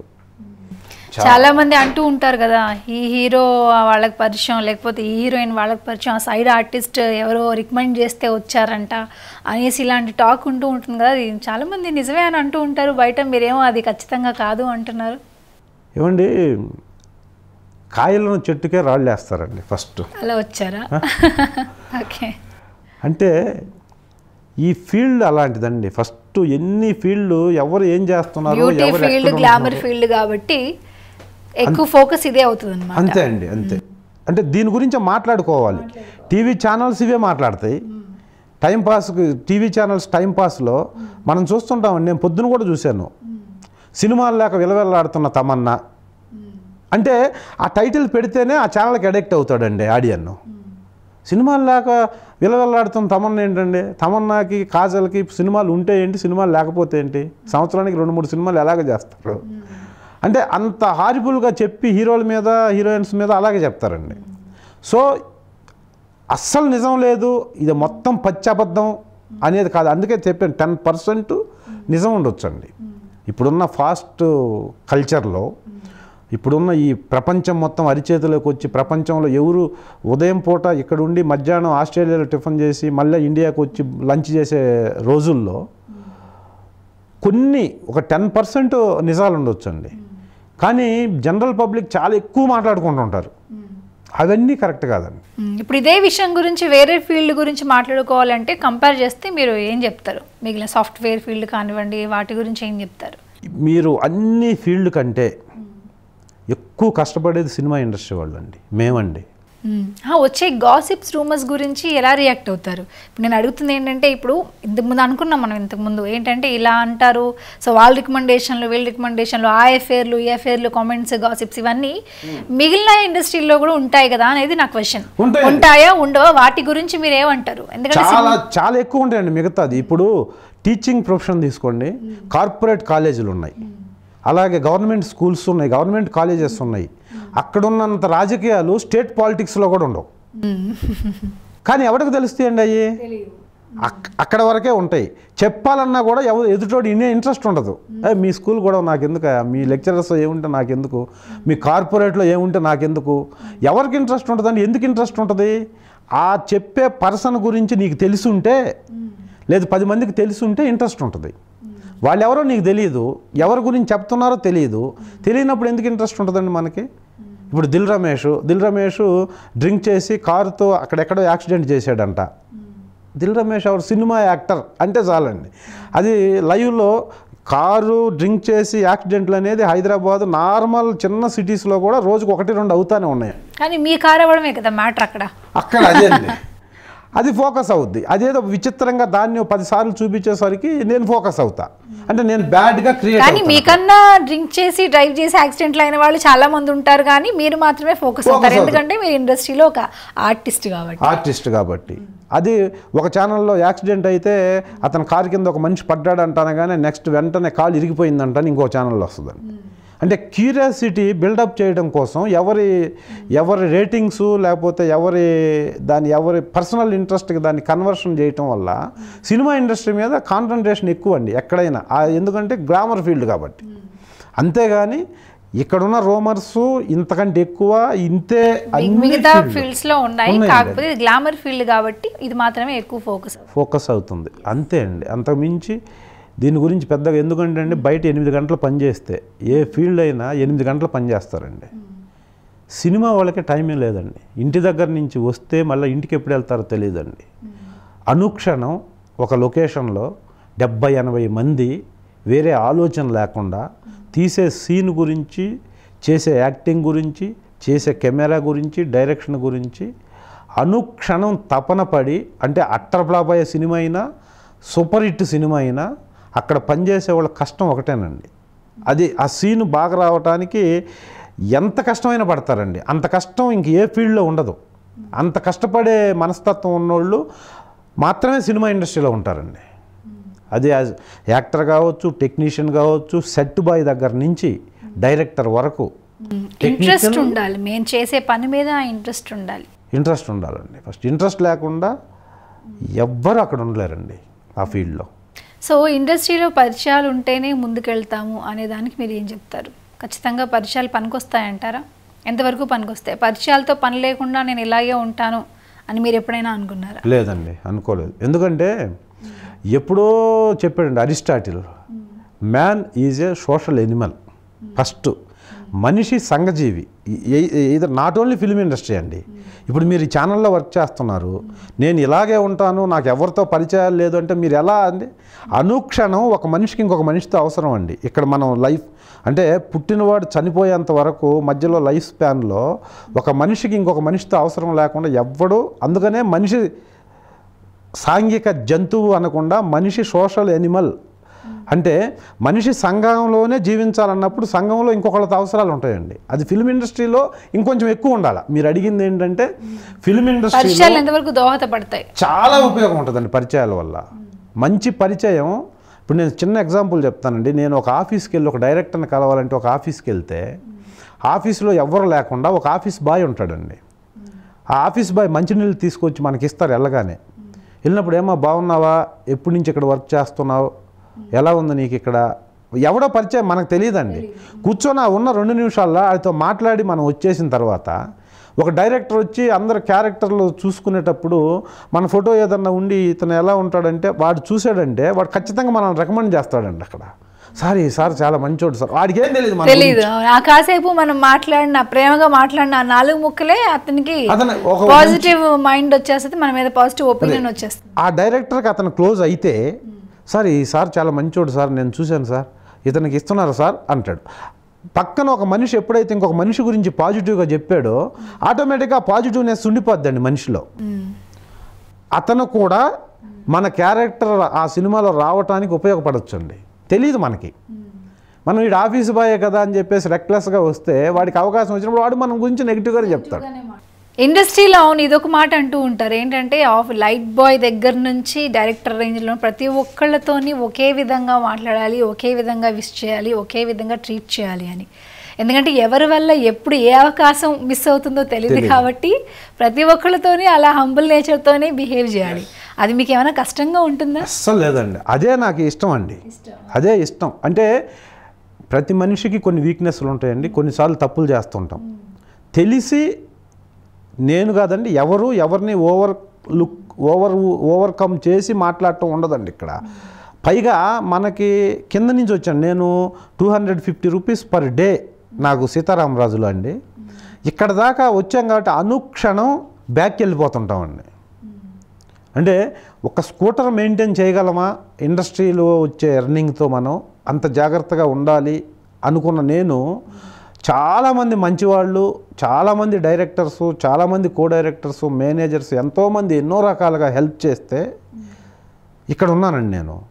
నాకంటే వర్త్ ఉండి, నాకంటే ఫిజిక్ ఉండి, నాకంటే చాలా బాగా చేయగలిగిన వాళ్ళు చాలామందికి ఈ టైం కూడా రాక ఇంకా నాకు బ్యాక్ సైడ్లో కొన్ని 100 మంది ఉన్నారండి. వాళ్ళతో కంపేర్ చేస్తే ఐఎమ్ వెరీ లక్కీ ఫెలో. దీనికి రావడం కోసం నేను చేసింది ఏంటంటే తెలిసి నేను ఎవరిని హర్ట్ చేయకుండా ఈ రిలేషన్స్ పెంచుకుంటూ వాళ్ళల్లో ఎవరన్నా రాంగ్ ట్రాక్ సైడ్ ఇది ఉన్నోళ్ళు ఉంటే వాళ్ళని మెల్లగా అవాయిడ్ చేసుకుంటా మళ్ళీ అక్కడెక్కడ బ్యాడ్ కాకుండా ఇదే పెద్ద కష్టం అండి. క్యారెక్టర్ ఇస్తే ఎవడ చేసేయచ్చు అండి. క్యారెక్టర్ ఇస్తే కెమెరా పెట్టేస్తారు, కెమెరా పెట్టకుండా డైలాగ్ చెప్పుకుంటారు, చెప్పేస్తాం. చాలా జాగ్రత్తగా ఉండాలి అయితే ఇండస్ట్రీలో చాలా జాగ్రత్తగా. అంటే అది మనకు అవసరం అండి. మనిషికి ప్రతి ఒక్కరు డెవలప్ అవ్వాలంటే చాలా అవసరం. అది నేర్పిస్తుంది ఇండస్ట్రీ. ఇంకా దానికి ఏం ప్రత్యేకంగా క్లాసులో లేకపోతే ఎలా ఉండాలి నేను అని లేదండి. ఎదగాలని ఆర్టిస్ట్గా ఇండస్ట్రీకి వచ్చినోడు ఎదిగాడు అంటే ఖచ్చితంగా వాడికి చాలా మంచి క్వాలిటీస్ ఉన్నాయని అర్థం అండి. లేకపోతే రాడండి, ఎదగడు. ఎదిగి లాంగ్ రన్లో ఇండస్ట్రీలో కనపడుతున్నాడంటే డెఫినెట్గా వాడికి మంచి క్వాలిటీస్ ఉన్నాయని మనం ఇతను మంచోడు కాబట్టి ఇక్కడ దాకా వచ్చాడు అని అనుకోవాలండి. ఇక మీదట మీరు ఎవరైనా ఇతను 15 సంవత్సరాల నుంచి చాలా బాగున్నాడంటే మంచోడు అంతే, ఇంకేం అనుకోండి. వేరే వాళ్ళకి వచ్చిన అవకాశాలను తొక్కేసి పైకి వచ్చాడని చెప్పి అనుకోకూడదా?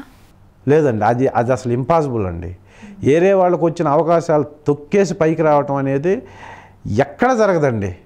ఎప్పుడో అది కూడా తొక్కేసి కాదండి.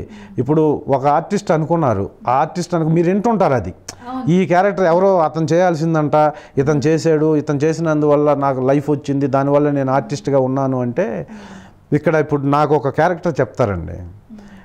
ఆ క్యారెక్టర్ చేయబోయేటప్పటికి డేట్లు అటు ఇటు మారిపోయేసి నాకు మళ్ళీ డేట్లు చేంజ్ చేస్తే నేను చేయలేకపోవచ్చు. అది నేను ఇంక వేరే సినిమాలో డేట్లు ఇచ్చేసి ఉండి ఆ సినిమా చేయలేక అప్పుడు వేరే ఆర్టిస్ట్ని పిలుస్తారు. పిలిచినప్పుడు ఇది దిల్ రమేష్కి అనుకున్నామండి, అతనికి డేట్లు ప్రాబ్లం అయింది, లేకపోతే అతను ఎక్కువ రెమ్యూనరేషన్ అడుగుతున్నారు, ఈ క్యారెక్టర్ మిమ్మల్ని పెడుతున్నాం అంటారు. పెడుతున్నాం అన్నప్పుడు ఆ సినిమా క్యారెక్టర్ బాగుంటుంది, ఆ సినిమా హిట్ అయిపోద్ది అండి. నేను చేయలేను ఆ సినిమా, ఆడు పెద్దగా వాడి రేంజ్ పెరిగిపోయి ఉంటుంది. తర్వాత అలాంటి అవకాశం మీకు ఏదైనా మిస్ అయిందా అండి ఈ 17 ఇయర్స్లో ఎప్పుడైనా? అంటే అండి నాకు డైరెక్ట్గా నాకు ఇది రావాల్సింది మిస్ అయిందని చెప్పలేను, కానీ అండర్ డిస్కషన్లో చాలా వచ్చినాయండి. అండర్ డిస్కషన్లోని ఇది దిల్ రమేష్తో చేపిద్దాం అనుకొని నాకు కొంతమంది స్టాఫ్ వల్ల తెలిసి వస్తుంది ఆ సినిమాలో అనుకొని ఫైనల్గా వెళ్ళేసరికి అది వేరే ఆర్టిస్టులు చేయటం, మళ్ళీ నేను వాళ్ళ పక్కన యాజ్ ఇట్ ఈజ్ వాళ్ళ పక్కన నిలబడటం, రైట్ హ్యాండ్ క్యారెక్టర్లు చేయటం. ఎందుకంటే అండి ఇక్కడ ఇది ఎవరు తప్పు కాదండి. ఒక ప్రొడ్యూసరు, ఒక ప్రొడక్షన్ కంట్రోలరు, ఒక ప్రొడక్షన్ ఎగ్జిక్యూటివ్, చాలామంది ఒక అసోసియేషన్ అయి ఒక యూనిట్ అయి పనిచేస్తేనే సినిమా అండి. ఆ సినిమాలో దిల్ రమేష్ బాగా చేస్తాడు, అతనికి ఈ క్యారెక్టర్ ఇద్దామని ఎవరో ఒకరు అనుకుంటారండి. డైరెక్టరో అనుకుంటాడండి. అనుకున్న తర్వాత ఫైనాన్సర్స్ దగ్గర నుంచో ప్రొడ్యూసర్స్ దగ్గర నుంచో వేరే ఇతర రికమెండేషన్లు ఉంటాయి. ఉన్నప్పుడు కాంట్ బట్ పొజిషన్లో ఇంకొక ఆర్టిస్ట్కి, అతను ప్రూవ్డ్ ఆర్టిస్ట్ కాబట్టి అతనికి ఇవ్వాల్సి ఉంటుందండి.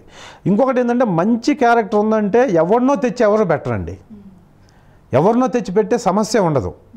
ఇప్పుడు నా రేంజ్ క్యారెక్టర్ ఇంకొక అతని నుంచి స్ట్రైట్ రికమెండేషన్ వస్తే తప్పుకోలేక ఆ రమేష్ దేవుందా పక్కన క్యారెక్టర్ ఇస్తే చేస్తాడు, మనోడే కదా మంచోడు అని చెప్పి మనకి అడ్జస్ట్ చేసి ఆ పక్కన క్యారెక్టర్ ఇచ్చి ఆ రికమెండేషను దానివల్ల ఏదో ఒక ప్రొడ్యూసరో ఒక ఫైనాన్సర్ ఎవరో రికమెండ్ చేయటం వల్ల అతనికి ఇచ్చి ఆ క్యారెక్టర్ చేపించినవి ఉన్నాయి. కానీ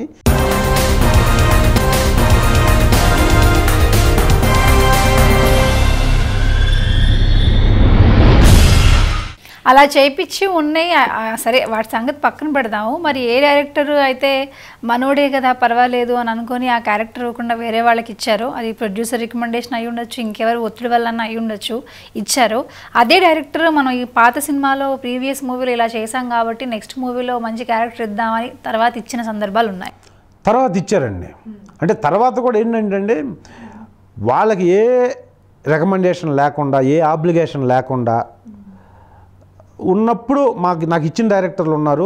ఆబ్లిగేషన్లు ఉన్నా కూడా ఓవర్కమ్ చేసి నో ఆ క్యారెక్టర్ అతనే చేయాలి, అతన్ని నేను అనుకున్నాను, అతను చేయకపోతే ఆ క్యారెక్టర్ అంత ఫుల్ఫిల్ అవ్వదు అని చెప్పి ఇచ్చిన డైరెక్టర్లు కూడా ఉన్నారండి.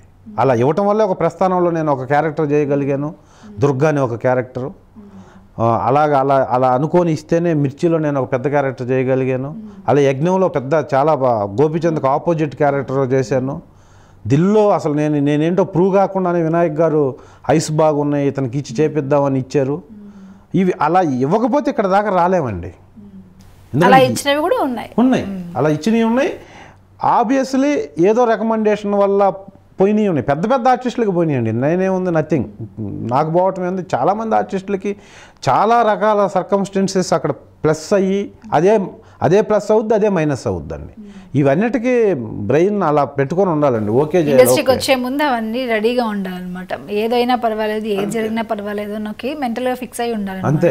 ఇక్కడ మీకు భగవద్గీతలో ఒకటి ఉంటుందండి, ఏం తెచ్చామని ఏం పోగొట్టుకుంటాం, ఏం పోయిందని బాధపడతాం, వచ్చిందంతా ఎక్కడే వచ్చింది, పోయేదంతా ఎక్కడే పోద్ది. మనిషిగా పుట్టాం కాబట్టి బ్రతికినంత వరకు నలుగురు మంచి మనుషులను సంపాదించు, బ్రతికున్నంత వరకు నీకున్న దాంట్లో దానం చేస్తూ పోయే వరకు నలుగురు మంచి మనుషులను సంపాదించు, మనిషిగా పుట్టినందుకు నీ జన్మ ధన్యం అంటాడు. అలాగే ఇక్కడ మనం ఏం కాలేదండి, వచ్చాం సిన్సియర్గా ట్రై చేస్తున్నాం, ఆర్టిస్ట్గా ఎదగాలి, చాలా సంవత్సరాలు ఇండస్ట్రీలో ఉండాలి, ఉన్నంతకాలం ఎదుగుతూ ఉండాలి, ఎదుగుతూ ఇండస్ట్రీలోనే యాక్ట్ చేస్తూ లైఫ్ అంతా ఇక్కడే టైం పాస్ చేయాలి, ఇక్కడే ఉండాలి అనేది కాకుండా వేరే లోకం లేదు, ఇంకా లేదు, ఇదే లోకం. ఇది కాకుండా ఇంకో పని చేయమంటే ఏమి రాదండి, నడవటం తప్పితే. వాకింగ్ అయితే చేస్తాం 2 times, ఇక వేరే పని రాదండి. నాకు కాదు, ఇండస్ట్రీలో అలవాటు పడిన ప్రతి ఒక్క ఆర్టిస్ట్కి ఆ ప్రాబ్లం అయితే ఉంటుంది. ఇందులో నుంచి బయట పడలేరు. ఇందులో అలవాటు పడిన వాళ్ళు, ఇందులో ఇంక ఉండిపోయిన వాళ్ళు ఎవరైతే ఉంటారో వాళ్ళు ఎవరు కూడా బయటకు వచ్చి ఇంక వేరే పని ఏది కూడా చేయలేరు. Yeah, so nice. సో మీరు ఇండస్ట్రీకి 7th క్లాస్లో ఉన్నప్పుడే నా యాటిట్యూడ్ బట్టి నాకు ఆర్టిస్ట్ అవ్వాలి అనిపించింది అన్నారు. సో అప్పుడే అనుకున్నారా నేను విలన్గానే చేయాలని, లేదా ఏ పర్లేదు యాక్టింగ్ చేస్తే చాలు ఏ క్యారెక్టర్ అయినా పర్లేదు అని అనుకున్నారా? అప్పుడు కాదండి, ఇప్పుడు కూడా అనుకోవట్లేదు నేను విలన్ అని. అందుకే ఇప్పుడు మళ్ళీ టర్న్ తీసుకొని ఫాదర్ క్యారెక్టర్లు, బాబాయ్ క్యారెక్టర్లు చేస్తున్నారు. సో దాని రిలేటెడ్ గానే నాకు డౌట్ వచ్చింది. ఎందుకంటే మీరు ఫస్ట్ నుంచి కూడా విలన్ క్యారెక్టర్సే చేస్తున్నారు. మధ్యలో ఇంకెక్కడా కూడా ఏ హీరోకి ఫాదర్ కానీ ఏ హీరోయిన్కి ఇట్లా బాబాయ్ కానీ ఎక్కడా చేయలేదు. 17 years తర్వాత మళ్ళీ ఈ మధ్య కాలంలో స్టార్ట్ చేశారు, కొత్త టర్న్ తీసుకున్నారని చెప్పొచ్చు. సో అంతకు ముందు ఎందుకు చేయలేదు అన్న దానికి రీజన్ ఏంటంటే ఈయనకి విలన్ అవకాశాలు మాత్రమే వస్తున్నాయా, లేకపోతే ఈయన విలన్గా చేయడానికి ఇష్టపడి విలన్గానే ఉంటాను అని అనుకొని వచ్చారా? ఎందుకు విలన్ అవకాశాలు మాత్రమే? ఇక్కడ ఇప్పుడు ఒకటి మీరు అడిగిన దానికంతా ఇక్కడ నేనేమవ్వాలి అనేది నా చేతుల్లో లేదండి. నేను ఇది చేస్తానంటే అదే ఇచ్చే పొజిషన్లో డైరెక్టర్లు ఉండరండి. దిల్ రమేష్ అనగానే ఆ సినిమా సబ్జెక్ట్ని బట్టి ఆ సినిమాలో అసలు క్యారెక్టర్ ఉందా ఉండదా, ఉంటే ఏది ఉంటుంది అనేది వాళ్ళు డిసైడ్ చేసేస్తారండి. ఇక్కడ మన తెలుగు ఇండస్ట్రీలో ఎస్పెషల్గా మన ఆడియన్స్కి అలవాటు, మన డైరెక్టర్లు కూడా అదే. ఇప్పుడు ఆడియన్స్ ఏ సినిమా అయితే చూస్తారో డైరెక్టర్లు అదే సినిమా తీస్తారండి. అలాగే ఇక్కడ చూడండి, మీరు ఫాదర్ క్యారెక్టర్లు చేసేవాళ్ళు ఫాదర్ క్యారెక్టర్లే చేస్తుంటారండి, విలన్ క్యారెక్టర్ చేసేవాడు విలన్ క్యారెక్టర్లే చేస్తారు. అంటే నేను అదే అడుగుతున్నాను, మీకు విలన్ అవుదామని మీరు రాలేదైతే మరి మీకు ఎప్పుడు అనిపించలేదా ఇంకెన్ని రోజులు చేస్తాను ఈ విలన్ క్యారెక్టర్స్, ఇంకేదైనా క్యారెక్టర్ ఇస్తే బాగుంది అనిపించలేదా? అనిపిస్తుందండి ఇప్పుడు. ఎందుకంటే మనం 17 సంవత్సరాలు ఉన్నది జనాలు మర్చిపోతారు. మనకి విలన్కి రైట్ హ్యాండ్ క్యారెక్టర్ ఇస్తే, నేను రైట్ హ్యాండ్గా చేస్తే ఖచ్చితంగా 1 week 5 days 6 days కంటిన్యూగా ఒక చేజ్ ఉంటే పరిగెత్తాలండి. ఒక మనిషి ఎన్ని సంవత్సరాలు పరిగెత్తాడండి? ఏజ్ పెరుగుతుంటే పరిగెత్తలేరు, ఫైట్లు చేయలేరు. దానికోసమైనా టర్న్ తీసుకోవాలి ఫస్ట్. ఎందుకంటే పరిగెత్తలేకపోతున్నాడు దిల్ రమేష్ అనే లోపు పరిగెత్తే అవకాశం వాళ్ళకి ఇవ్వకుండా ఉండడం కోసం టర్న్ తీసుకోవాలి. లేదా ఫైట్లు, రోప్ షాట్లు, జంపింగ్లు ఇవన్నీ ఉన్నంతకాలం. ఇప్పుడు చిరంజీవి గారు 150 సినిమా చేస్తున్నాడంటే చిరంజీవి గారికి 63 సంవత్సరాల వయసులో కొంచెం స్టెప్స్ కొంచెం స్లోగా చేస్తారని జనాలకు అవసరం లేదండి.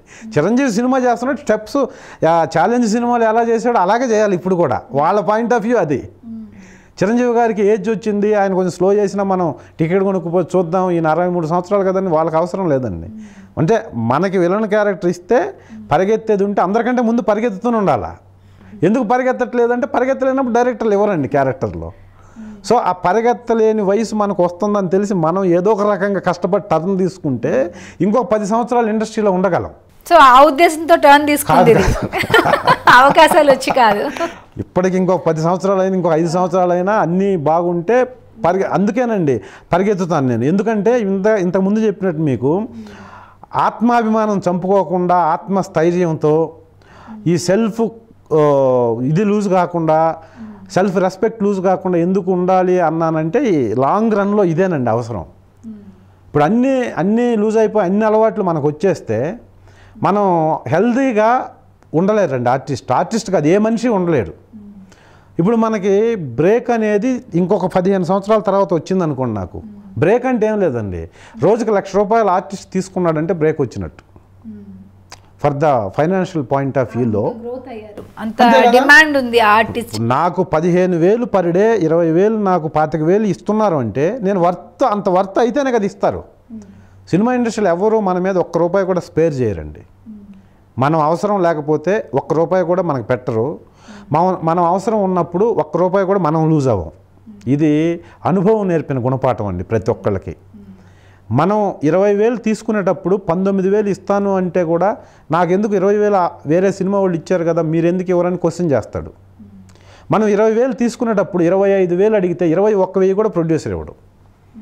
ఎందుకంటే అక్కడ అంత కొలమానాలు ఉంటాయండి. ఈ పొజిషన్లో ఇలా ఉన్నప్పుడు మనం ఏ క్యారెక్టర్కి ఎంత స్ట్రెంగ్త్ ఉంది అనేది డిసైడ్ అయిపోద్ది అక్కడ. సో ఇప్పుడు మనం ఆ 20 నుంచి 50కి వచ్చామంటే ఒకేసారి 50,000 తీసుకుంటున్నామంటే మీ క్యారెక్టర్ వాల్యూ అంత పెరిగినట్టు, అంత యాక్ట్ చేసాం, అంత మనల్ని ఆడియన్స్ రిసీవ్ చేసుకుంటున్నారు, ప్రూవ్ చేసుకున్నారు అని అర్థం అండి.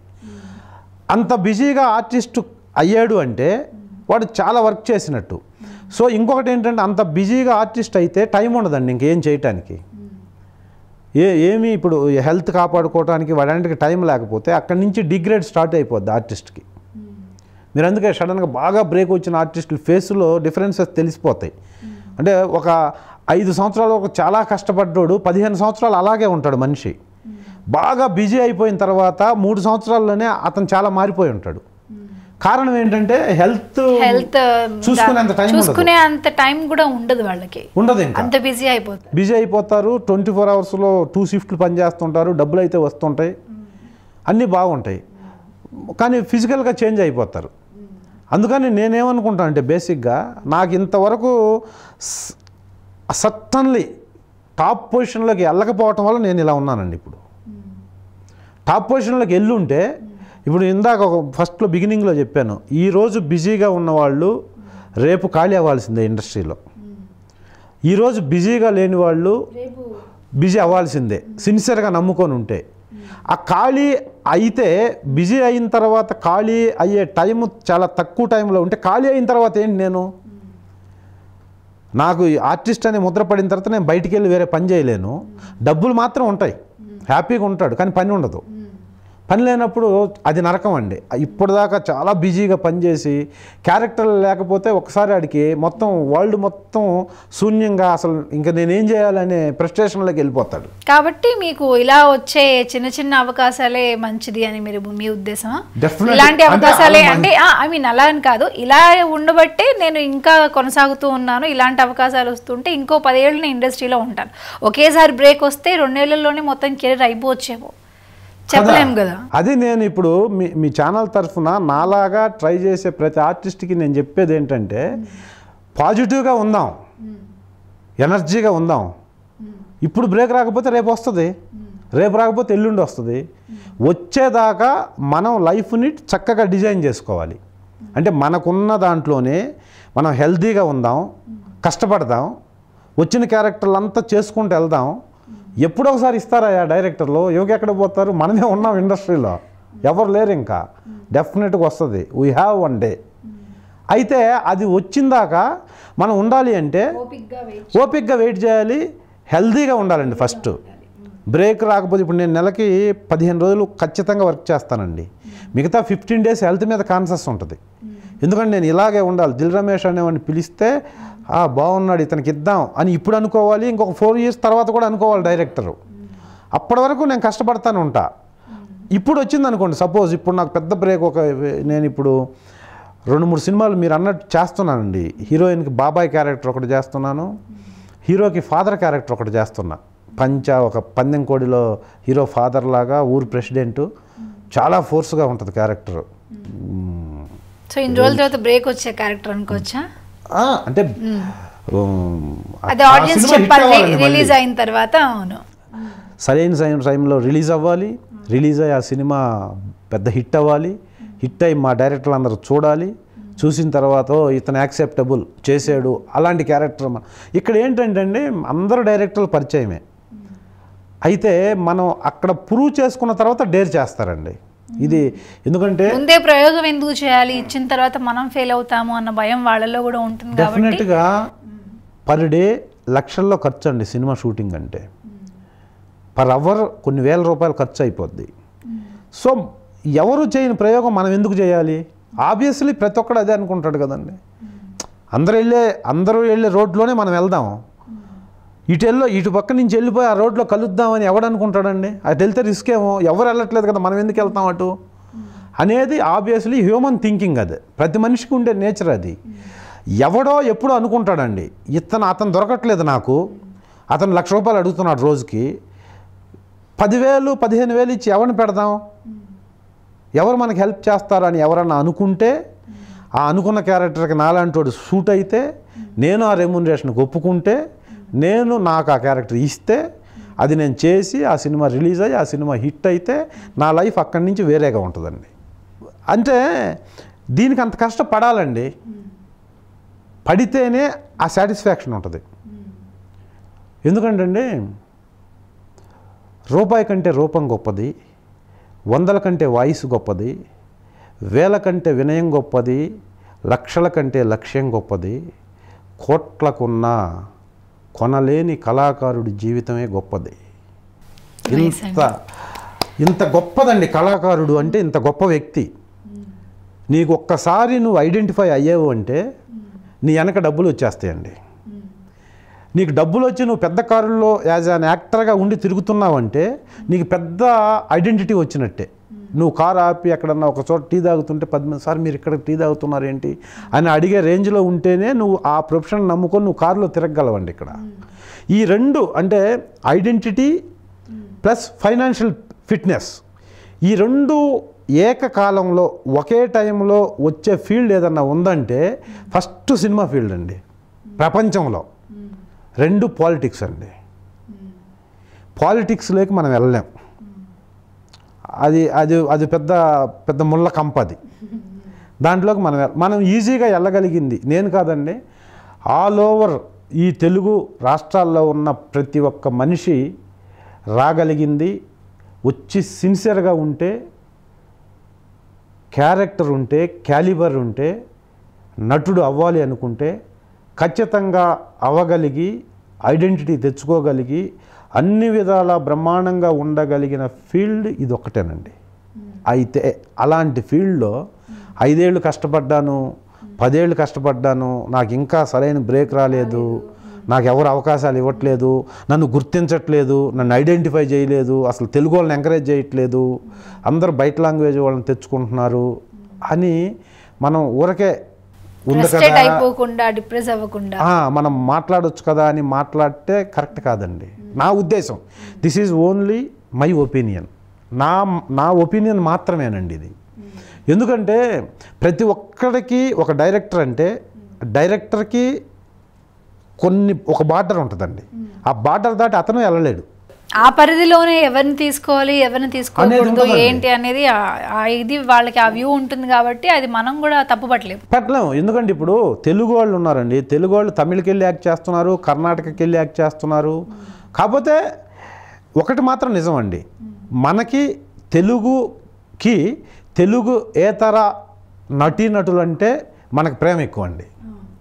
అంటే తెలుగు వాళ్ళలో ఉన్న గొప్పతనం అండి అది. బయట ఎక్కడి నుంచి ఎవరు వచ్చినా ఇప్పుడు మన 2 రాష్ట్రాల్లో ఉన్నంతమంది మార్వాడీస్ కానీ ఇన్ని రకాల కమ్యూనిటీలు ఇక్కడికి వచ్చి హైదరాబాదే తీసుకుంటే దగ్గర 28-29 కమ్యూనిటీస్ బిజినెస్ చేస్తున్నారండి అవుట్ ఆఫ్ తెలుగు పీపుల్. ఇన్ని రకాల కమ్యూనిటీస్ వచ్చి సోదర భావంతో, అంటే మనది అతిపెద్ద ప్రజాస్వామ్యం దేశం ప్రపంచంలో, మన దేశంలోనే ఇలాంటి ఫెసిలిటీ ఉందండి, ఇంక ప్రపంచంలో ఎక్కడా లేదు. అది హైదరాబాదులో ప్రస్ఫుటంగా కనిపిస్తుందండి. ఇన్ని కమ్యూనిటీస్ వచ్చి ఇంత సక్సెస్ఫుల్గా, ఈవెన్ ఒక్క వైలెంట్ లేకుండా, వైలెన్స్ ఇన్సిడెంట్ లేకుండా. ఇప్పుడు మనం అమెరికా చూస్తున్నాం, ఈవెన్ ఇక్కడ తెలంగాణ ఇష్యూ వచ్చినప్పుడు కూడా ఎక్కడ వైలెంట్ ఇష్యూస్ లేకుండా బయట ఉన్న వాళ్ళందరూ చాలా సఫిషియెంట్గా ఇక్కడ చేసుకున్నారండి, బిజినెస్ చేశారు. అది తెలుగు వాళ్ళకి మాత్రమే, తెలుగుకి మాత్రమే, తెలుగు భాషకి తెలుగు ప్రజలకు ఉన్న గొప్పతనం ఇంకా ఎవరికి లేనిది అది ఒక్కటేనండి. అందుకనే ఎవరు వచ్చినా కడుపులో పెట్టుకొని హృదయంలో పెట్టుకొని చూసుకుంటారు అందరూ. ఎస్పెషల్గా తెలుగు కళామ తల్లి, తెలుగు ఫిల్మ్ ఇండస్ట్రీ అనేదానికి లేదు భాషా భేదం.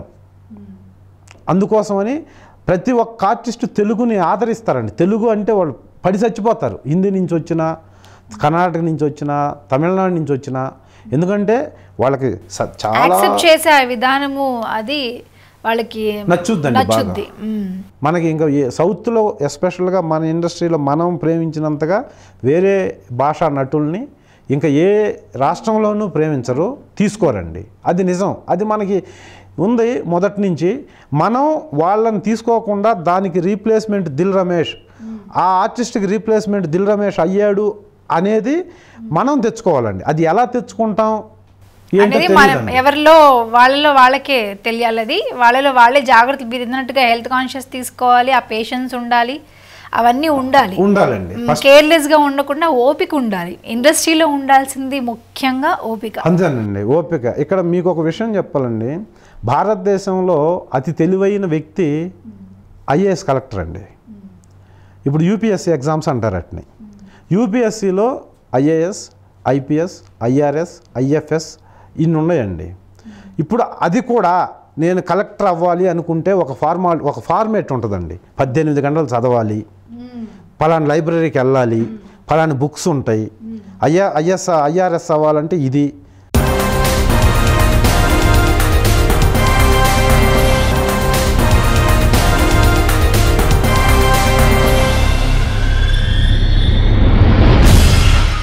సో ఎవరు ఏది అవ్వాలనుకుంటున్నారో దాని మీద ఫోకస్ అనేది ఖచ్చితంగా పెట్టాలి. అలా పెడితేనే వాళ్ళ రిజల్ట్ వస్తుంది. అది అవుతారండి, అక్కడ అవుతారు. యూపీఎస్సీ కానీ లేకపోతే ఒక స్కూల్ టీచర్ కావాలంటే ఒక ప్రొఫార్మా ఉంటుందండి. ఒక ఆర్టిస్ట్ కావాలంటే ప్రొఫార్మా లేదండి, క్వాలిఫికేషన్ లేదండి. నేను ఆర్టిస్ట్ అయ్యాను, ఇక్కడ నుంచి పెద్ద కావాలంటే ఒక రూట్ మ్యాప్. క్వాలిఫికేషన్ లేదంటే నాకు ఒకటి గుర్తొచ్చింది. బయట సహజంగా అనుకునేది ఏంటి అంటే ఇండస్ట్రీలో ఉండే వాళ్ళందరికీ కూడా మినిమం ఇంటర్ కూడా చదువుకొని వాళ్ళు ఉంటారు, కొంతమంది 10th కూడా చదువుకొని వాళ్ళు ఉంటారు అని చెప్పేసి అంటూ ఉంటారండి. అది నిజమేనా? అది నిజం కాదేమో అని నాకు అనిపిస్తుంది. ఎందుకంటే లెక్చరర్ జాబ్ వదిలేసి ఇండస్ట్రీకి రావడం, మిమ్మల్ని ఒక ఎగ్జాంపుల్గా తీసుకోవాలి. మరి ఇప్పుడు నేను అడిగిన ఈ క్వశ్చన్కి ఆన్సర్ ఏంటి? ఏమండి, ఇప్పుడు నన్ను చూస్తే మీకు తెలుస్తుంది. నన్ను నిజంగా నేను ఏదన్నా లొకేషన్లో రాజమండ్రి అటు సైడ్ లొకేషన్కి వెళ్ళి ఉంటే నేను ఇలా కూర్చొని ఉంటే ఎవ్వరు వచ్చి ఆటోగ్రాఫ్ కానీ లేకపోతే సెల్ఫీ అని కానీ అడగరండి. ఒక్కసారి నవ్వేసి ఏంటమ్మా అక్కడ నిలబడ్డావు ఏంటరా అంటే, సార్ మీరు విలన్ కదా సార్, కొంచెం భయం వేస్తుంది సార్ అంటారు. అంటే నేను అఫ్కోర్స్ నేను ఇంత చదువుకున్నానని లేకపోతే దీని మీద ఒక ప్రేమతో ఈ ఫీల్డ్కి వచ్చానని ఎవరికి తెలియదండి. వాళ్ళకి ఏంటంటే విలన్ క్యారెక్టర్ చేస్తున్నానంటే విలనే, రియల్గా కూడా ఇలాగే ఉంటాడేమో అనుకుంటారు. కామెడీ చేస్తున్నారంటే ఇతను కామెడియన్, వాళ్ళని ఆ కామెడియన్గానే చూస్తారు. కానీ ఇక్కడ కామెడియన్ రియల్ లైఫ్లో కామెడియన్గా ఉండరు, విలన్ నిజంగా రియల్ లైఫ్లో విలన్గా ఉండడు. ఇవన్నీ అంత ఎక్కువ అవేర్నెస్ ఉన్న కొంతమందికి తెలుసు అండి. మీరు అడిగారు కాబట్టి చెప్పాలి ఖచ్చితంగా. ఇది ఇండస్ట్రీలో సాఫ్ట్వేర్ గ్రాడ్యుయేట్స్ అండి, software post graduates, US returns ఒక ఆర్టిస్టులో కానీ డైరెక్టర్స్తో కానీ అది ఫిల్మ్ ఇండస్ట్రీని ప్రొఫెషన్గా తీసుకొని బోల్డ్ మంది అండి, మోర్ దాన్ 60% హైలీ ఎడ్యుకేటెడ్స్ ఉన్నారండి ఇక్కడ. అంటే ఒక పెద్ద కంపెనీని ఆర్గనైజ్ చేయగలిగిన, ఒక 100 మందికి ఎంప్లాయ్మెంట్ ఇచ్చి సక్సెస్ఫుల్గా రన్ చేయగలిగిన డైరెక్టర్స్ బోల్డ్ మంది మీరు చూస్తూనే ఉన్నారు. క్రిష్ గారు కానీ, దేవా గారు కానీ, ఒక హ్యాపీ డేస్ తీశాడు డైరెక్టర్ గారు, శేఖర్ కమ్ముల్ గారు కానీ, మాకు వినాయక్ గారు కానీ, పెద్ద డైరెక్టర్లు, వినాయక్ గారు కానీ లేకపోతే శ్రీను వైట్ల గారు కానీ, మన ఏఎస్ రవికుమార్ చౌదరి గారు కానీ, అందరూ కూడా మంచి క్వాలిఫికేషన్ బ్యాక్గ్రౌండ్ ఉండి వచ్చిన వాళ్ళే. కానీ అందరూ అనుకునేది చదువు సంధ్య ఏమీ లేని వాళ్ళే ఇండస్ట్రీలో వెళ్తూ ఉంటారు, వాళ్ళే ఉంటూ ఉంటారు. చాలా తప్పు అండి, అది చాలా తప్పు. అలా అనుకోకూడదు. ఎందుకంటే అండి ప్రతి వాళ్ళని కదిలిస్తే ఒక్కొక్క కథ ఉంటుందండి ఒక్కొక్కళ్ళకి ఇండస్ట్రీలో. కేవలం సినిమా నటుడు అవ్వాలని అన్నీ వదిలేసుకొని, నేను లెక్చరర్ జాబు స్కూలే వదిలేశానండి. కొంతమంది హాస్పిటల్స్ వదిలేసి వచ్చిన వాళ్ళు ఉన్నారండి.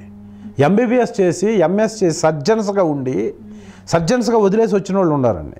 అపోలో హాస్పిటల్లో కార్డియాలజీలో బ్రహ్మాండమైన డాక్టర్గా పేరుండి 2 ఆపరేషన్స్ ఉన్నాయంటే, ఆపరేషన్స్ రేపు చేస్తాలండి, నాకు వేరే సినిమాలో క్యారెక్టర్ వచ్చిందని చిన్న క్యారెక్టర్ చేసే డాక్టర్స్ ఉన్నారండి. అది ప్రేమ అండి. ఆ నటుడు ఇందాక చెప్పానే, నటుడు అంటే అభిమానం, ప్రేమ, ఆ ఇష్టం, అవి ఉన్నోళ్ళే ఇక్కడికి వస్తారండి. అది చదువు లేని వాళ్ళు వస్తున్నారు అనేది చాలా మనం అనుకోకూడదండి. చాలా ప్రొఫెషనల్స్ ఉన్నారండి, చాలా అన్ని రకాలుగా ఇంజనీర్స్ ఉన్నారు, సైంటిస్టులు కూడా ఉన్నారండి. నేను షాక్ అయ్యాను. ఐడిపిఎల్లో సీనియర్ సైంటిఫిక్ ఆఫీసరు ఒకప్పుడు మన అబ్దుల్ కలాం గారితో కలిసి పనిచేసిన వ్యక్తి.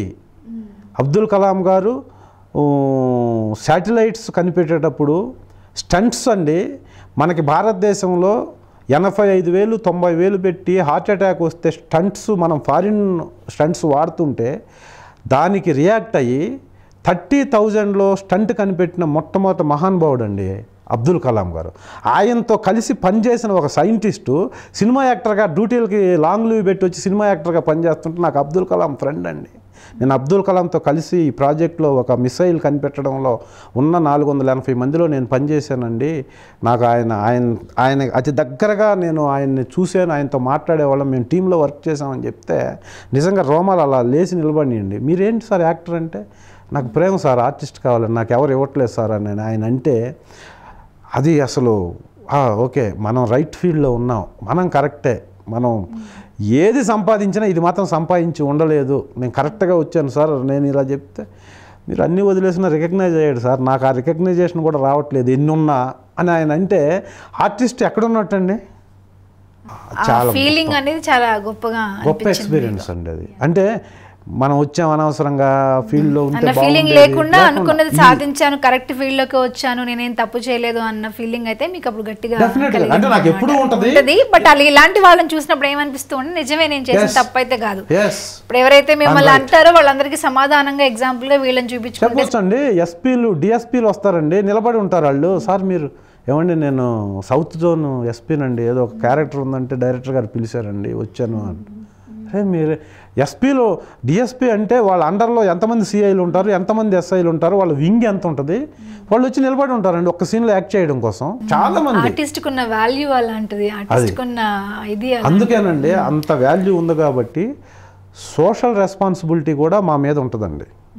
ఇప్పుడు నేను నైట్ అయితే ఎక్కడో ఏదో మందు తాగేసో, చెప్పకూడని వర్డ్స్ వాడుతున్నాను క్షమించాలి, మందు తాగేసి నైట్ 8 గంటలకి రోడ్డు మీద అలా తూలుతా వెళ్తుంటే నన్ను ఒక్కడిని అనరండి అక్కడ.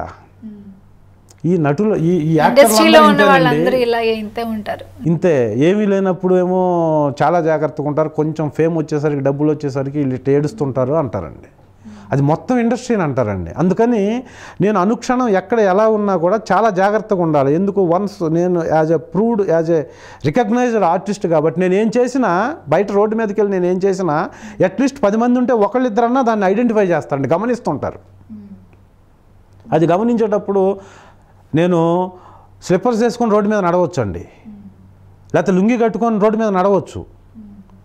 వెంటనే అక్కడ ఉన్న నలుగురిలో ఒకడు అనుకుంటాడు, వీడు స్లిప్పర్లు వేసుకొని తిరుగుతున్నాడు ఏంటి, రోడ్డు మీద ఉన్నాడేమో, వీడికి డబ్బులు లేదేమో అని చెప్పేసి వాడు అనుకొని, నలుగురిలో ఒకళ్ళు అయితే ఖచ్చితంగా ఉంటారు కదా కామెంట్ చేయడానికి రెడీగా, నలుగురిలో ఒకళ్ళు అయితే ఖచ్చితంగా ఉంటారు రూమర్స్ ని క్రియేట్ చేయడానికి. గాసిప్స్ ఎలా వస్తాయి అంటే ఆ నలుగురిలో ఆ ఒక్కళ్ళ వల్లే వస్తుంటాయండి డెఫినెట్గా. అందుకనేసి నేను నాకున్న స్ట్రెంత్లో నేను చాలా జాగ్రత్తగా సొసైటీలో ఉండాలండి. మాట్లాడేటప్పుడు కానీ, నడుచుకునేటప్పుడు కానీ, బిహేవియర్ కానీ, ఏదైనా ఫంక్షన్కి వెళ్ళినప్పుడు కానీ. నేను కాదండి, నటులందరూ చాలా జాగ్రత్తగా ఉండాలి. మనం అనుకుంటాం మనమే చేస్తే అది మనకే ఎఫెక్ట్ అని, కాదండి. ఎవరో ఎక్కడో మందు తాగేసి ఈ దీంట్లో దొరికితే ఇండస్ట్రీ వాళ్ళందరూ ఇంతేనండి, అందరూ ఇంతే అనుకుంటారు. కాబట్టి బయట ఉన్నటువంటి లక్షల మంది పబ్లిక్ కంటే, ప్రతి ప్రొఫెషన్లో ఉన్న పబ్లిక్ కంటే నటీనటులుగా మన మీద సోషల్ రెస్పాన్సిబిలిటీ చాలా ఉంటుందండి. ఇప్పుడు చిన్న ఎగ్జాంపుల్ ఒకటి చెప్తానండి మీకు.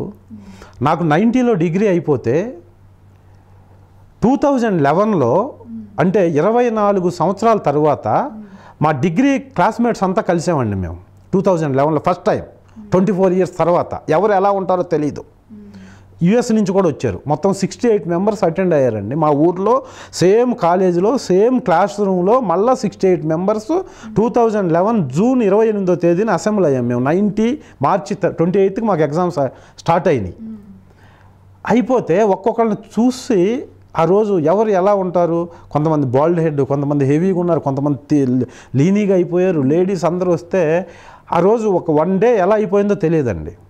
అయిపోయిన తర్వాత 8 డేస్కి పేరుతో సహా చెప్తారండి. యు వెంకటేశ్వరరావు అనే ఒక బ్రాహ్మిన్స్ అబ్బాయి క్యాన్సర్ వచ్చింది, అప్పటికే అడ్వాన్స్ స్టేజ్లో ఉంది, వాడికి తెలుసు కానీ ఎఫర్ట్ చేయలేరు కాబట్టి అతను ఎవరికి చెప్పలేదు, వాళ్ళ వైఫ్కి కూడా చెప్పలేదు.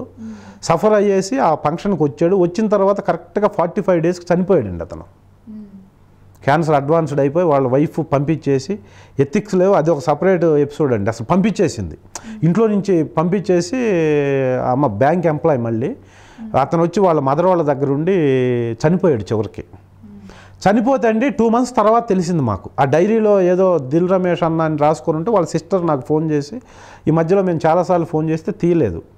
అన్న మీరు దిల్ రమేష్ కదా, మా అన్నయ్య వాళ్ళ ఫ్రెండ్ కదా అంటే, అవునమ్మా ఏమైపోయాడు వెంకటేశ్వరరావు అసలు ఫోన్ తీయట్లేదంటే, ఇంకెక్కడున్నాడు అన్న చనిపోయి 45 days అయింది అని చెప్పిందండి.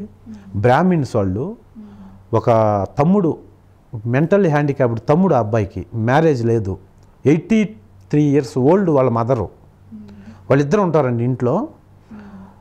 లివింగ్కి లైఫ్ జరగడం కోసం ఒక 500 రూపాయలు వాడు ఏదో పని చేస్తాడు వాళ్ళ తమ్ముడు, మెంటల్లీ హ్యాండిక్యాప్డ్ అయినా, అది తప్పితే ఇన్కమ్ లేదండి వాళ్ళకి. ఈ అబ్బాయే లాయర్గా ఉండి గుంటూరులో ప్రాక్టీస్ చేస్తూ వాళ్ళ అమ్మకి 4,000 పంపించేవాడు నెలకి.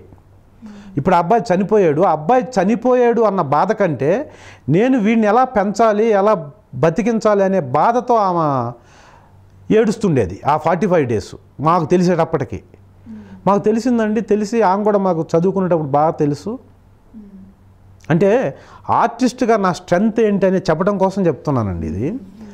చనిపోయిన తర్వాత నాకు తెలిసింది. నాకు తెలిసిన వెంటనే వాళ్ళ అమ్మతో మాట్లాడితే, నాయన అబ్బాయి చనిపోయాడు, వెళ్ళిపోయాడు, మరి మా పరిస్థితే అర్థం కావట్లేదయ్యా, నాకు ఈడు కొడుకున్నాడు, రెంట్ చూస్తే 1300, అసలు మాకు వేరే ఇన్కమ్ లేదు, ₹1 సేవింగ్ లేదు, మరి ఏంటి మా రిలేటివ్స్ అసలు రావటమే మానేశారు. ఇక్కడ చెప్పాలండి, హ్యూమన్ ఎథిక్స్ మోరల్ అనేది ఎంత నీచంగా తయారైనాయి అంటే మానవ సంబంధాలన్నీ ఆర్థిక సంబంధాలని చెప్పడానికి ఆ ఊరిలో 25-30 ఫ్యామిలీలు వాళ్ళ రిలేటివ్స్ ఉంటే దహన సంస్కారాలకు ఎవరు రాలేదండి, డబ్బులు ఇవ్వాల్సి వస్తుందేమోనని. పక్కన ఒంగోలు అనే ఊరిలోకి తీసుకెళ్ళి అక్కడ 3 మనుషులకి భోజనాలు పెట్టి దహన సంస్కారాలు చేసుకొని వచ్చింది వాళ్ళ అమ్మ.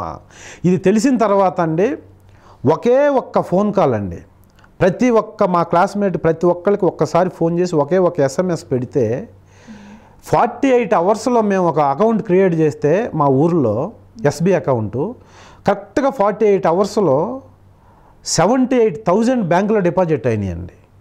ఏం చెప్పలేదు. ఇలా ఒక అబ్బాయి అందరికి కూడా తెలియదు. మళ్ళీ నేను చేస్తున్నాను, నేను ఒక అకౌంట్ నేను ఒక 5,000 ఆమెకి ఇస్తున్నాను, మీరు కూడా if your capable please deposit some of amount అని చెప్తే 48 hours తర్వాత నేను బ్యాంక్ ఆఫ్ ఇండియాకి వెళ్ళి అకౌంట్ చెక్ చేసుకుంటే 78,000 ఉన్నాయండి దాంట్లో.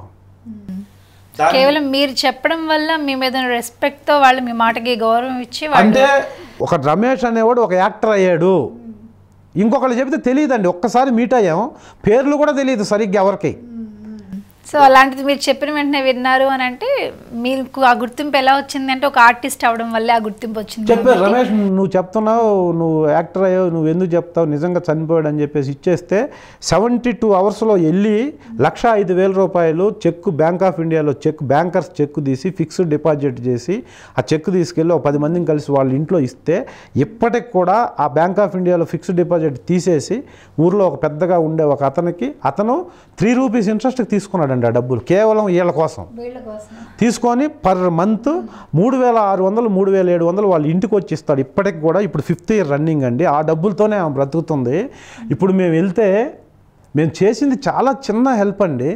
వెళ్తే నాయన ఒక కొడుకుని దేవుడు తీసుకెళ్ళి 25 మంది కొడుకుల్ని కూతుర్ని నాకు ఇచ్చారా, నాకేంటి మీరున్నంత వరకు 100 సంవత్సరాలు హ్యాపీగా బతుకుతాను నేనని ఆమె చెబుతుంటే మా కళ్ళమెట్టి నీళ్ళు అలా పడతాయండి ఆ ఊరు వెళ్ళినప్పుడు. అందుకని ఆర్టిస్ట్గా ఇలా ఎన్నో చేయొచ్చండి, ఇంకా చాలా చేస్తున్నాం. అవన్నీ చెప్పే సందర్భం కూడా కాదు. ఇది ఎందుకు చెప్తున్నానంటే అంటే అటు నెగటివ్ ఒపీనియన్ ఉంది ఆర్టిస్ట్ మీద, అంతే విధంగా పాజిటివ్ ఒపీనియన్ కూడా ఉందన్నమాట, రెస్పెక్ట్ అది కూడా ఉంది. అందుకని మనం చెబితే, మనం ఒక మంచి పని చేస్తున్నామని మనం చెబితే మన వెనక స్పందించడానికి 10 మంది ఉన్నారు. అది ఆర్టిస్ట్కు ఉన్న పవర్ అండి. ఆర్టిస్ట్ మాత్రమే చేయగలడు. అది ఎవరు చెప్పినా వినరు, ఆర్టిస్ట్ చెప్తే డెఫినెట్గా వింటారండి. అంత క్యాలిబర్ ఉంది ఆర్టిస్ట్. అందుకని మా లైఫ్ని మేము స్పాయిల్ చేసుకోకూడదు, మేము ఎదుటోళ్ళకి అవకాశం ఇవ్వకూడదండి. ఇవ్వనంతగా రెస్పాన్సిబిలిటీ ఆర్టిస్ట్కి మాత్రమే ఉంటుంది సొసైటీలో. అది గుర్తుపెట్టుకొని మేము నడుచుకోవాలండి అనుక్షణం.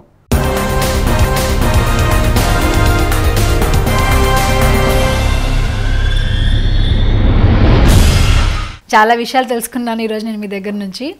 సో మీరు ఇండస్ట్రీకి రాకముందు మీకు 7th క్లాస్ నుంచే ఇంట్రెస్ట్ ఉందని చెప్పారు ఇందాక. సో ఇండస్ట్రీకి రాకముందు ఎవరి సినిమాలు ఎక్కువగా చూసేవాళ్ళు? అంటే ఎవరు మీ ఫేవరెట్ హీరో, ఎవరు హీరోయిన్, ఎవరు డైరెక్టర్, ఎవరు? ఇప్పుడు చెప్పాలండి మీకు, నాకు అప్పుడే నాకు అవేర్నెస్ ఉండేదండి సినిమా ఇండస్ట్రీ మీద. నేను యాక్టర్ అవ్వాలనుకుంది ఒక హీరోని చూసో లేకపోతే చిరంజీవిని చెప్పొచ్చు సింపుల్గా. నాకు బాలకృష్ణ అంటే చాలా ఇష్టం అండి, నాకు చిరంజీవి గారు అంటే చాలా ఇష్టం, ఆయన చూసి నేను వచ్చానండి. అలా కాదండి, నాకు ఆ సినిమాలో ఒక సినిమా నేను చూస్తున్నానంటే ఆ సినిమాలో ఒక చిన్న పోలీస్ క్యారెక్టర్ చేసే వ్యక్తిని చూసినా కూడా నేను ఈ పోలీస్ అవ్వచ్చు కదా, వెళ్తే హీరో అవ్వాలనో లేకపోతే విలన్ అవ్వాలని లేదండి. నాకు ఏదో ఒక ఆర్టిస్ట్ అవ్వాలి, ఏదో ఒక యాక్టింగ్ చేయాలి. ఇతనికి కూడా ఈ క్యారెక్టర్ ఇచ్చారే, మరి నాకెందుకు ఎవరు, నేను కూడా వెళ్ళొచ్చు కదా. ఈ చిన్న పిల్లోడు ఈ క్యారెక్టర్ ఈ చదువులొద్దు బాబు అని ఒక చిన్న కుర్రోడు ఆ పిఎల్ నారాయణతో ఒక సాంగ్ ఉంటుందండి, ఎర్రమల్లెలు అనే సినిమాలో. ఆ సాంగ్ చూసి కూడా ఈ పిల్లోడు అసలు బాగలేడు కదా, వీడికి ఇచ్చాడు కదా, ఇప్పుడు మనం వెళ్తే మనకు కూడా ఏదైనా ఇస్తారు అని ఫీల్ అయ్యి నేను ఇప్పుడు మీకు ఇంటర్వ్యూ సందర్భంగా చెప్తానండి. ఒక పేరు చంద్రమౌళి అని ఒక ఆర్టిస్ట్ ఉన్నాడండి ఇండస్ట్రీలో, బాల్ హెడ్ ఉండి ఇప్పుడు సీరియల్లో చేస్తుంటాడు. ఆయన చాలా సీనియరు. ఆయన ముత్యాల సుబ్బయ్య గారి సినిమాలో చాలా పెద్ద క్యారెక్టర్లు చేసేవాడు, విలేజ్లోనూ అట్లా. అతను కూడా నాకు ఒక ఫెమిలియర్ ఆర్టిస్ట్ అప్పట్లో.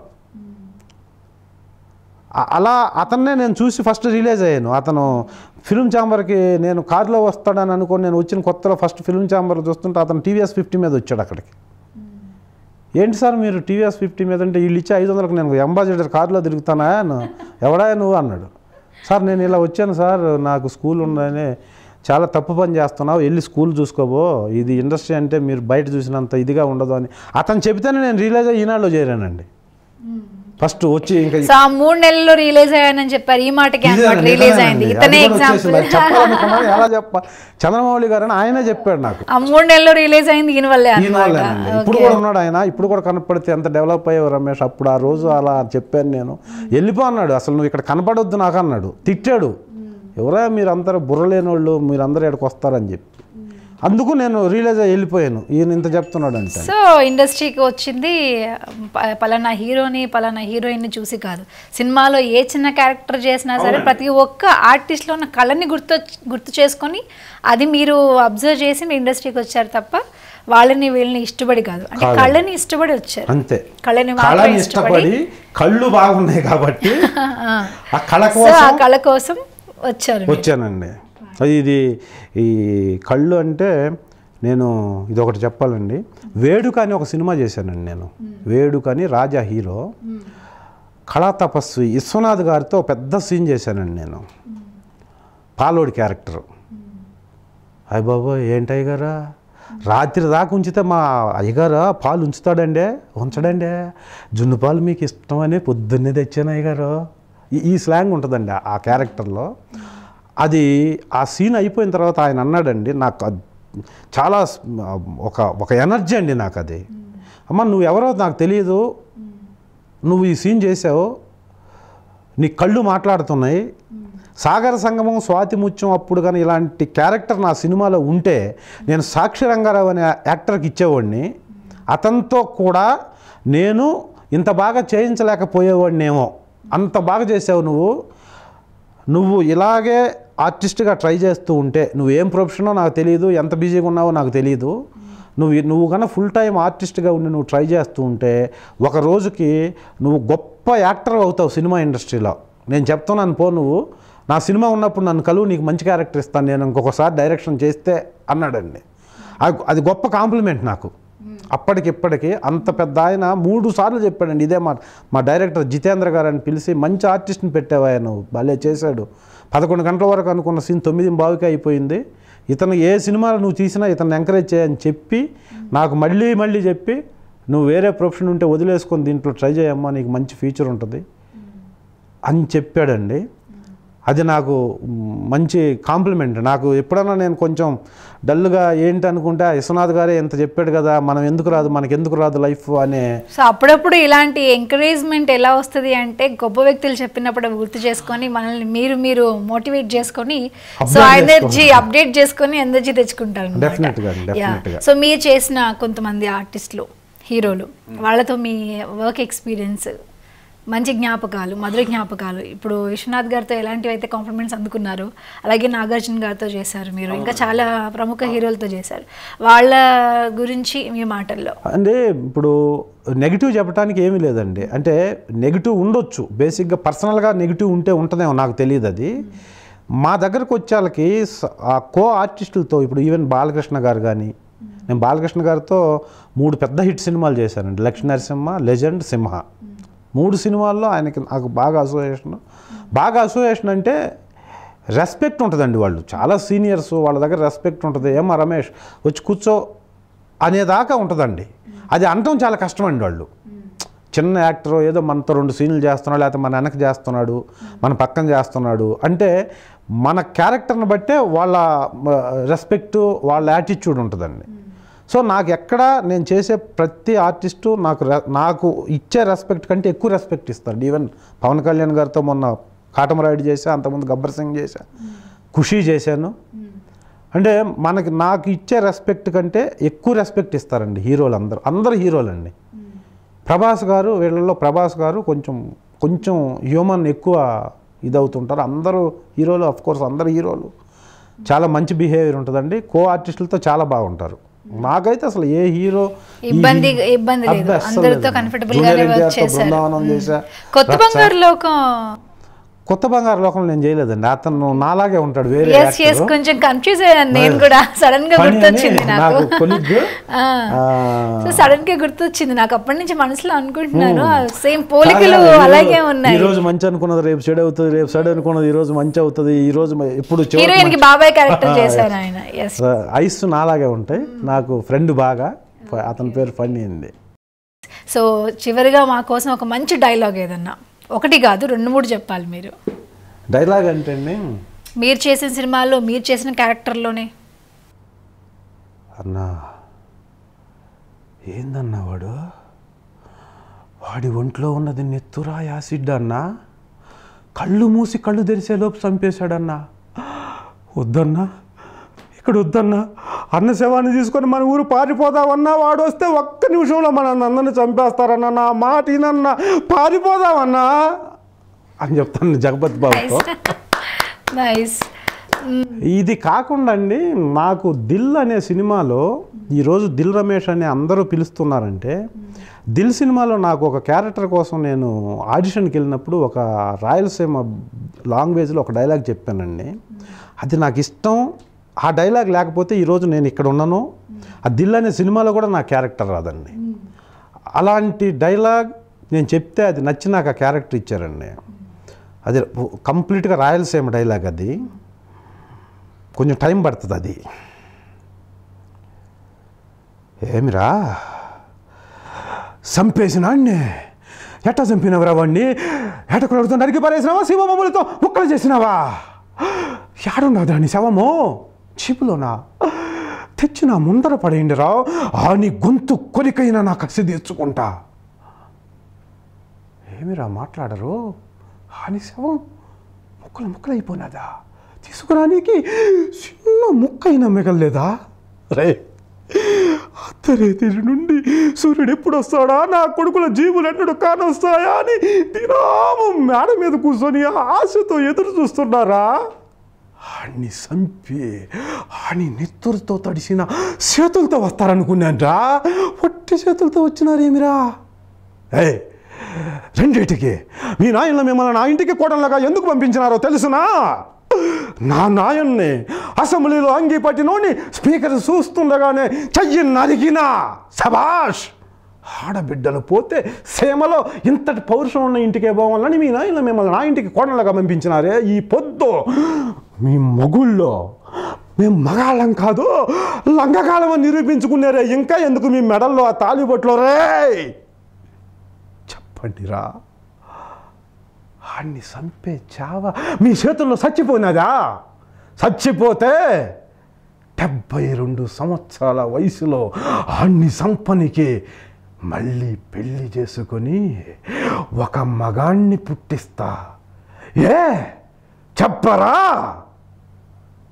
ఈ డైలాగ్ అంటే సూపర్ అండి, సూపర్. అసలు నేను మీరు చెప్తుంటే ఇలా అలా అలా తల ఊపేసి ఇన్వాల్వ్ అయిపోయి నేను కూడా. ఫెంటాస్టిక్ అండి, ఫెంటాస్టిక్ అండి, సూపర్ నిజంగా సూపర్. అసలు ఇప్పుడు నాకు ఒకటి అనాలనిపిస్తుంది, ఆర్టిస్ట్ అనగానే కేవలం మీరు ఇంతకు ముందు అన్నారు కమీడియన్ కానీ లేదంటే ఒక జానర్లోనే వెళ్తే కనుక అది అవ్వదు. ఆర్టిస్ట్ అంటే అన్ని రకాల కళలు ఉండాలి, అందులో కూడా అన్ని రకాల జానర్స్ యాక్ట్ చేయగలగాలి. ఇప్పుడు విలన్గా అయినా చేయగలగాలి, మిమ్మల్ని రేపు పొద్దున ఇంకో సినిమాలో కమీడియన్ చేస్తే కామెడీ కూడా పండించగలగాలి. సో అలా అన్ని రకాలుగా ఆర్టిస్ట్ అన్ని రకాల యాక్టింగ్స్ చేయగలిగితేనే ఆర్టిస్ట్కి పరిపూర్ణత. సో మంచి అవకాశాలు ముందొస్తాయి. సో ఇప్పుడు మీరు చేసిన రెండిట్లో కూడా విలనే, కానీ రెండిట్లో వేరియేషన్ ఉంది. సో విలన్లో కూడా ఇన్ని వేరియేషన్స్ ఉంటాయి. నేను సినిమాల్లో చూసాను, ఇప్పుడు నా లైవ్లో ఇప్పుడు మీ దగ్గర చూసాను. ఫెంటాస్టిక్ అండి, marvellous, very nice. So Dil సినిమాతో దిల్ రమేష్ గారు అన్న పేరు ఎలా అయితే సంపాదించుకున్నారు, ఫ్యూచర్లో అలాంటి సినిమాని మళ్ళీ ఆ సినిమా ద్వారా మళ్ళీ మీకు దిల్ అనే పేరు పోయి, అది పోవాలి అంటే నా ఉద్దేశం అది మర్చిపోవాలని కాదు, సో దానికన్నా గొప్ప సినిమా వచ్చి సో ఆ సినిమా పేరు మళ్ళీ మీ పేరు ముందు రావాలని, సో మంచి మంచి విజయాలు సాధించాలని మనస్ఫూర్తిగా కోరుకుంటున్నామండి. సో యోయో టీవీ స్టూడియోకి వచ్చి ఇప్పుడు వరకు సినిమా ఇండస్ట్రీ ఎలా ఉంటుంది, ఇండస్ట్రీలో మనుషులు ఎలా ఉంటారు, సో బయట జనాలకు ఉండే డౌట్స్ అన్నీ కూడా నేను అడిగేశాను మిమ్మల్ని. అసలు మీరు ఇవన్నీ అడుగుతారని ఇంత క్లారిటీగా నేను చెప్పగలనని నేను అనుకోలేదు అసలు. యూట్యూబ్ ఛానల్ ఇంటర్వ్యూ ఒక హాఫ్ అన్ అవర్ ఏదో జనరల్గా ఎలా వచ్చారు, ఎలా ఏం చేస్తున్నారు ఇవి అడుగుతారు అనుకున్నా, మీరు చాలా గ్రౌండ్ లెవెల్ నుంచి చాలా అడిగారండి. థ్యాంక్ యూ అండి. సో మీరు అంతే ఓపిక్గా ఆన్సర్ చేశారు, చక్కగా ఆన్సర్ చేశారు, ఉన్న డౌట్స్ అన్నిటినీ క్లియర్ చేశారు, పటాపంచలు చేస్తారు వ్యూవర్స్ అందరికీ కూడా. అంటే సాధారణంగా ఒక బయట వ్యూవర్కి ఉండే డౌట్ అది ఇండస్ట్రీ పీపుల్ ఎలా ఉంటారు. సో ఒకళ్ళని చూసి ఇంకొకళ్ళు నిజమే కదా అని నెగిటివ్గా మాట్లాడడం, నెగిటివ్గా తీసిపడేయడం అనేది జరుగుతూ ఉంటుంది సహజంగా. వాటన్నిటికీ ఒక క్లారిటీ ఇచ్చారు. సో యోయో టీవీ స్టూడియోకి వచ్చి మీ అనుభవాన్ని, మీ మూవీ ఎక్స్పీరియన్సెస్ గురించి, మీ టాలెంట్ గురించి, మీరు ఎలా వచ్చారు, ఏంటి ఇండస్ట్రీలో ఎంత ఓపిక్గా ఉంటున్నారు, చాలా విషయాలు మాతో షేర్ చేసుకున్నారు. So thank you so much అండి, ఆల్ ది వెరీ బెస్ట్ మీకు. థ్యాంక్ యూ అండి. ఈ యూట్యూబ్ ఛానల్ నుంచి దేశ విదేశాల్లో ఉన్నటువంటి తెలుగు తెలిసిన ప్రతి ఒక్కళ్ళు ఈ ఛానల్ చూస్తున్నారు. అనతి కాలంలోనే ఈ ఛానల్ చాలా పాపులర్ అయింది. అందువల్లే నన్ను పిలవగానే మీతో ఇంటరాక్ట్ అవ్వాలని, వీళ్ళు అడిగే ప్రశ్నలకి జెన్యూన్గా సమాధానాలు చెప్పాలని నేను ఈ స్టూడియోకి వచ్చానండి. చివరగా ఒక మాట, మనం ఆక్సిజన్ని పీలుస్తాం, మనిషిగా పుట్టినప్పటి నుంచి చనిపోయేంత వరకు అనుక్షణం ప్రతి సెకను మనం బ్రతికుండడానికి మనకు ఉపయోగపడేది గాలి అండి. ఈ గాలి వృక్షాల నుంచి మనకు వస్తుందండి. వృక్షాలను మనం కొట్టేస్తున్నాం, వృక్షాలని తీసేస్తున్నాం, మళ్ళీ మొక్కల్ని నాటడం లేదు. దురదృష్టవశాత్తు ఈరోజు సమాజంలో కుక్కల్ని పెంచేవాళ్ళు ఎక్కువయ్యారు, మొక్కల్ని పెంచేవాళ్ళు తగ్గిపోయారు. మొక్కల్ని పెంచాలండి మనం, ఎందుకంటే చెట్లే లేకపోతే ఆక్సిజన్ లేదండి. ఆక్సిజన్ మనం కొంటే ఒక రోజుకి మనం పీల్చే గాలి 3 ఆక్సిజన్ సిలిండర్లకు సమానం అండి. ఈరోజు మార్కెట్లో ఒక ఆక్సిజన్ సిలిండర్ 700 పెట్టి కొంటున్నామండి. అంటే ఒక రోజుకు 2100 అండి. సంవత్సరానికి 7,76,000 అండి. భారతదేశంలో శాస్త్ర సాంకేతిక పరిజ్ఞానం ప్రకారం ఒక మనిషి ఆయు ప్రమాణం 65 సంవత్సరాలండి. అంటే ఈ 65 సంవత్సరాలు మనం బ్రతకడానికి మనం పీల్చే గాలి కొంటే, గాలి కొనటానికే మనం 5 కోట్లు ఖర్చు పెట్టాలండి. ఈ 5 కోట్ల గాలి మనకి ఒక చెట్టు అనేది ఉచితంగా ఇస్తుందండి. అలాంటి చెట్లని మనం ప్రేమిద్దాం, పరిరక్షిద్దాం, ప్రకృతిని కాపాడదాం, మనల్ని కాపాడుకుందాం, అందరమే ఆరోగ్యంగా ఆయుష్మంతులుగా ఉన్నాం. ఆయుష్మాన్ భవ. థ్యాంక్ యూ సో మచ్ అండి.